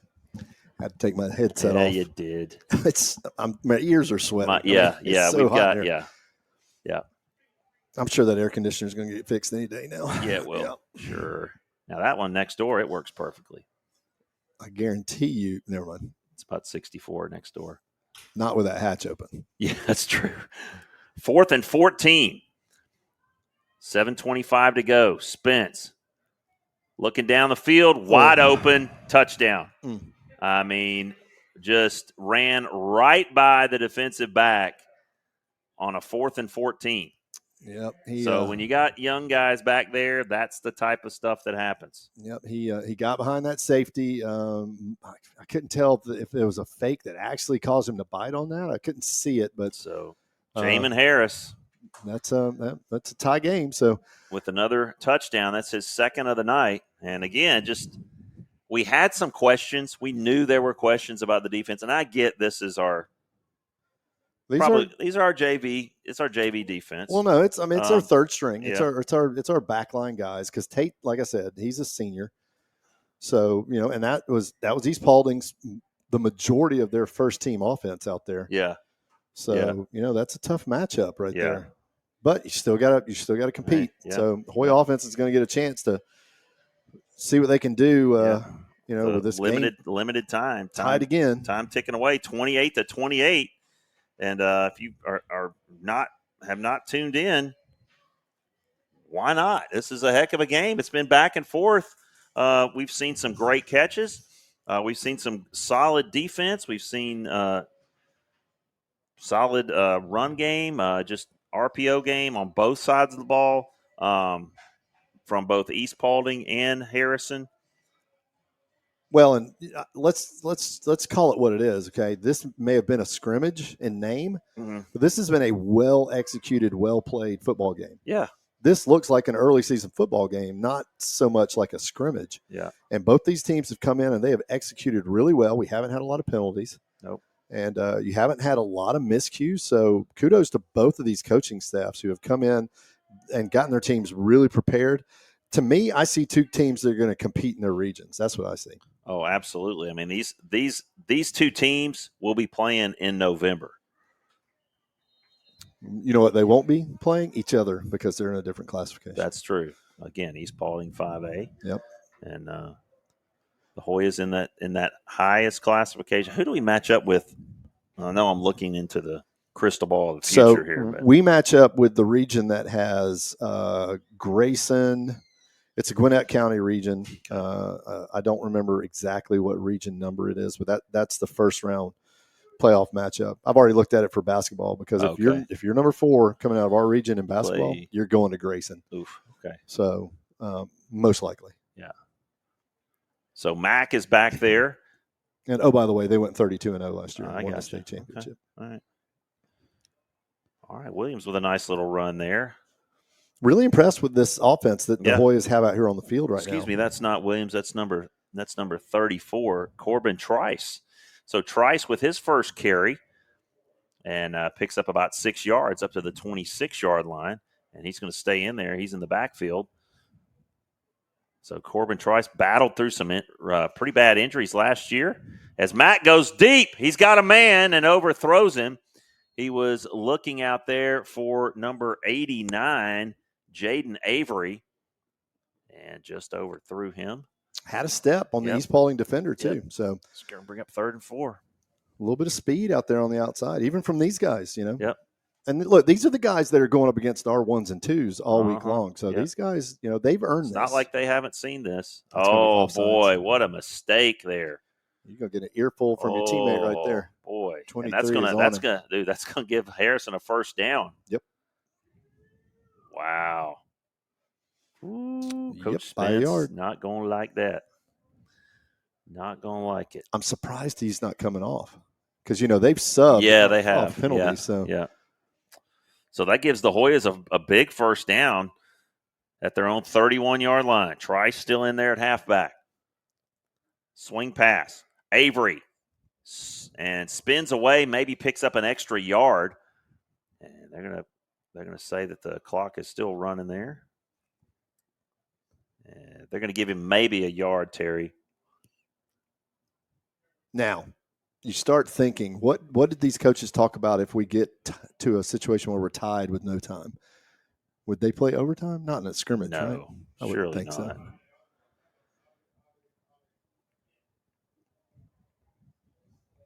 Mack is in the shotgun now on 2nd down and 9. Looking downfield, he's got a man just through the hands of Nicholson. Man, he was getting tracked out there. Was that number 29? 17. No, excuse me, number 17. Looking for Matt Traster, the sophomore. I have Matt in class right now. Good to see him out there too. He's coming. He's going to come up with a little bit of a limp there, but So you see, Damon Mack. He's got an arm he can too. Spin it. Yep. 3rd down and 10 now. Trice is still in the backfield. Hoyas need to convert here if they hope to keep this drive alive. Mack pump fakes it. Rolls out to the left. And swings it out. He's going to be just short. That's a first down. And now we've got, somebody took a swing at Trice, I think. Yep. That's 2 personal fouls on East Paulding right there. Wow. 2 of them. 2 separate ones. It would have been. I mean, I saw a swing. Oh, he took a swing. It would have been 4th and 1. They're going to talk about this, but that was 2 personal foul penalties against East Paulding that I saw. Well, those will stack. What they'll probably do is just hit them with 1. Because at the end of the day, I think that's what they did with that fumbled punt. I think they just said, you know what, let's don't kill the kid's spirit. Yeah.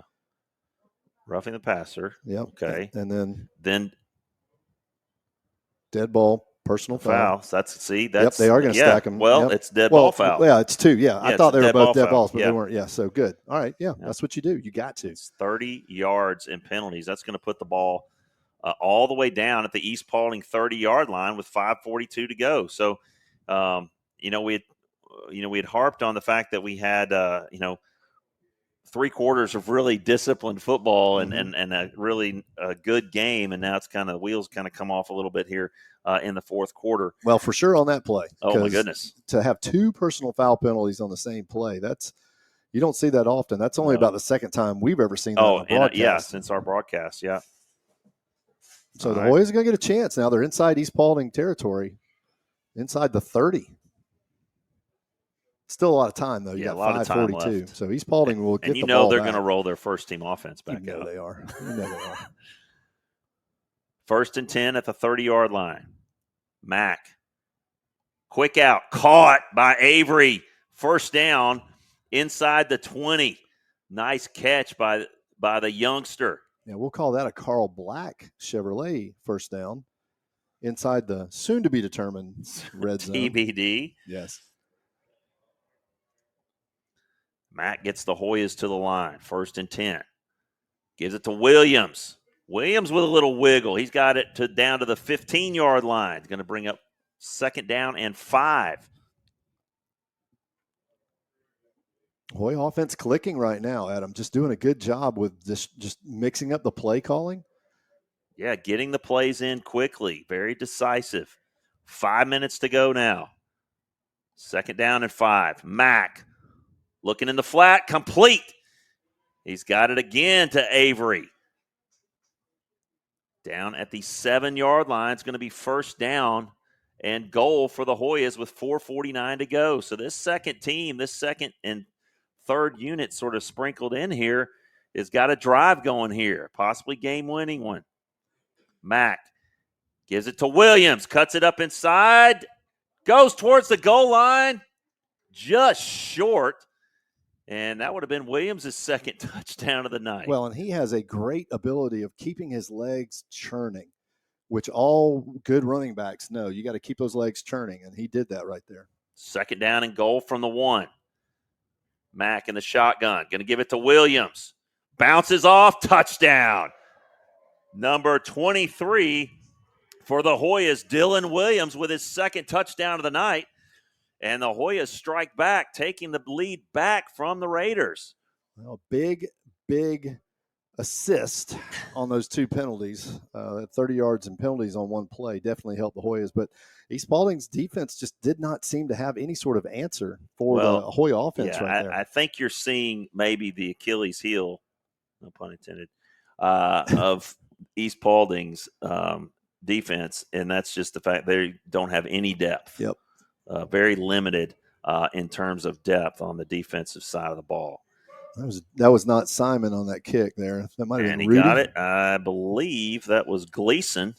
Yeah, Rudy Gleason, number 98. So Gleason will be handling the 93. Kick. 93. I think that's that's Ian Castro. Okay. All right. Met his mother last night or the other night at the potluck. So Castro boots it through. 35-28. Hoyas back on top. Again, just a shout out to everybody listening. We appreciate you guys being with us tonight, and share your experience with through your own platforms. And you can follow us on Instagram at HNS Radio and on Twitter at HNS_radio. Well, I think, if nothing else, what we've learned tonight about both of these teams is their offenses are going to be very good. Yeah, absolutely. Very good. And if you can get your defense to match what your offense has done tonight, you got a shot. And with all those seniors, you should have a shot. Yeah.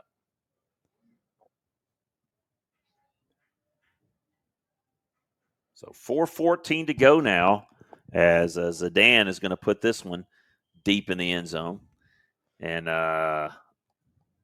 dollars to donuts, you're going to see first team East Paulding O. Guaranteed. Guaranteed. Yeah, that's going to happen. Yep. 79's already coming out. Yep. 77, 52, 73. They're all their starting offensive line are now out there. Yeah, I'm looking at the wideouts. You got. Well, hold on. But no, they're mixing it in now. Okay. Yep. 81, I see 31 in the backfield. Yeah, he has not made an appearance. Another offensive lineman. This is number 69. Yeah. He's young. Dowdy. So Dowdy. 69's got to be a sophomore? Yeah, Dowdy. Yeah, 69 is actually Shutley. He's a junior. Oh, okay. And then number 83, Dylan McCravey, wide out. Yeah, new quarterback too, 19. Okay, that's Braden Shelton. He looks young. What is he? He is. You said 19. Yep. He is a sophomore. Yep. So, all right. So East Paulding, they got a couple of frontline offensive linemen in there, but the rest they've pulled. So good. That's good. Give these backups a chance to get out there and do something. Yeah, they've been practicing in the heat just like everybody else. And Kennedy is in the backfield along with Shelton, who's in the shotgun. High snap. Shelton rolling right, slings it out. It is incomplete. You can hear the guys in the booth next door talking about how that's the same play they ran down there on the last drive where the guy was just as wide open. And unfortunately, it was two different people. Yeah. So, but yeah. And they're right. It was the same play. Just a little waggle action out to the right. Yeah. Shelton now on 3rd and 13. 3:32 to go. He's got Kennedy in the backfield with him. Hoyas, just a silly mistake. That's probably the only silly penalty we've had tonight, other than if you want to call that pass interference. I don't know that was a silly penalty. But that one, I think you could probably just jump in. It's going to make it 3rd and 8 now. Yeah, so we got 58, 61, and I can't see the far side number. It might be 67 on the D-line. That's Benitez, Morgan, and Thornton on the D line. And somebody lost a helmet. Yeah, Hoya's going to be picking up his hat. And that's good enough for a first down. They're going to move the chains here. So East Paulding, only one timeout left. Hoyas have all 4. And the clock's going to run on that. Interesting. Okay. So Shelton in the shotgun again, and you've got a new center whose snaps have been a little high. He did it again there. A little swing pass out to number 89, and he's taken down inbounds. A lot of the mainstays in both these teams' offenses are those quick little out passes. You know, it's very, very typical for this type of offense, spread, if you will, a little bit of West Coast. Is it dead? It's about to be. Is it right here?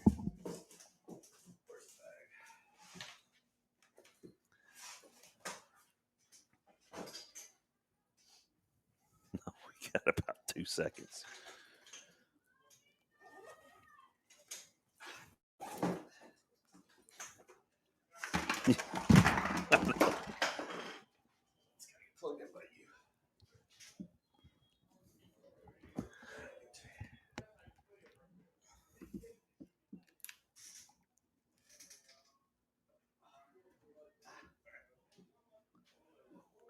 That was close. If y'all could have seen what just happened in the last 35 seconds. Wow. Okay. Yeah. Okay, here's what's crazy. We've never used more than like 2 gigs on a game. It's the new system. Yeah. Holy cow. 16 gig? Yeah. Good Lord. Yeah, we're coming in high def. I guess. Do we have a limit on that thing? Yeah, it's 10. We blew it tonight. Yeah. Time for a new plan. Yeah. Uh-huh. Well, you know, when you get better sound, I guess that's what it is. That's what it is. It's going out with more definition. Yeah. So more bandwidth, maybe. Yep. Good Lord. 15 gigs. We're going to have to bump that up. Shelton slinging it. Nice defense there on the outside. Good job there in coverage for the Hoyas. Number 15 out there, Christian Wells, the sophomore, just makes a nice play on the football. 2:04 to go in this one. And just to get you guys caught up, yes, our hotspot almost went dead. So me and Terry were scrambling to get the plug and plug it in. And that's why we went kind of silent there for a moment. Well, we also discovered that we have used way more data than we ever have. Yeah. That's okay. Okay. They just gave East Paulding 2 more timeouts. Sure they did. Yeah, they did. No, they did. Why not? They have 3. Why not? See, she's going to enjoy being up here with us. Yeah, that's for sure. I said you're going to enjoy being up here with us.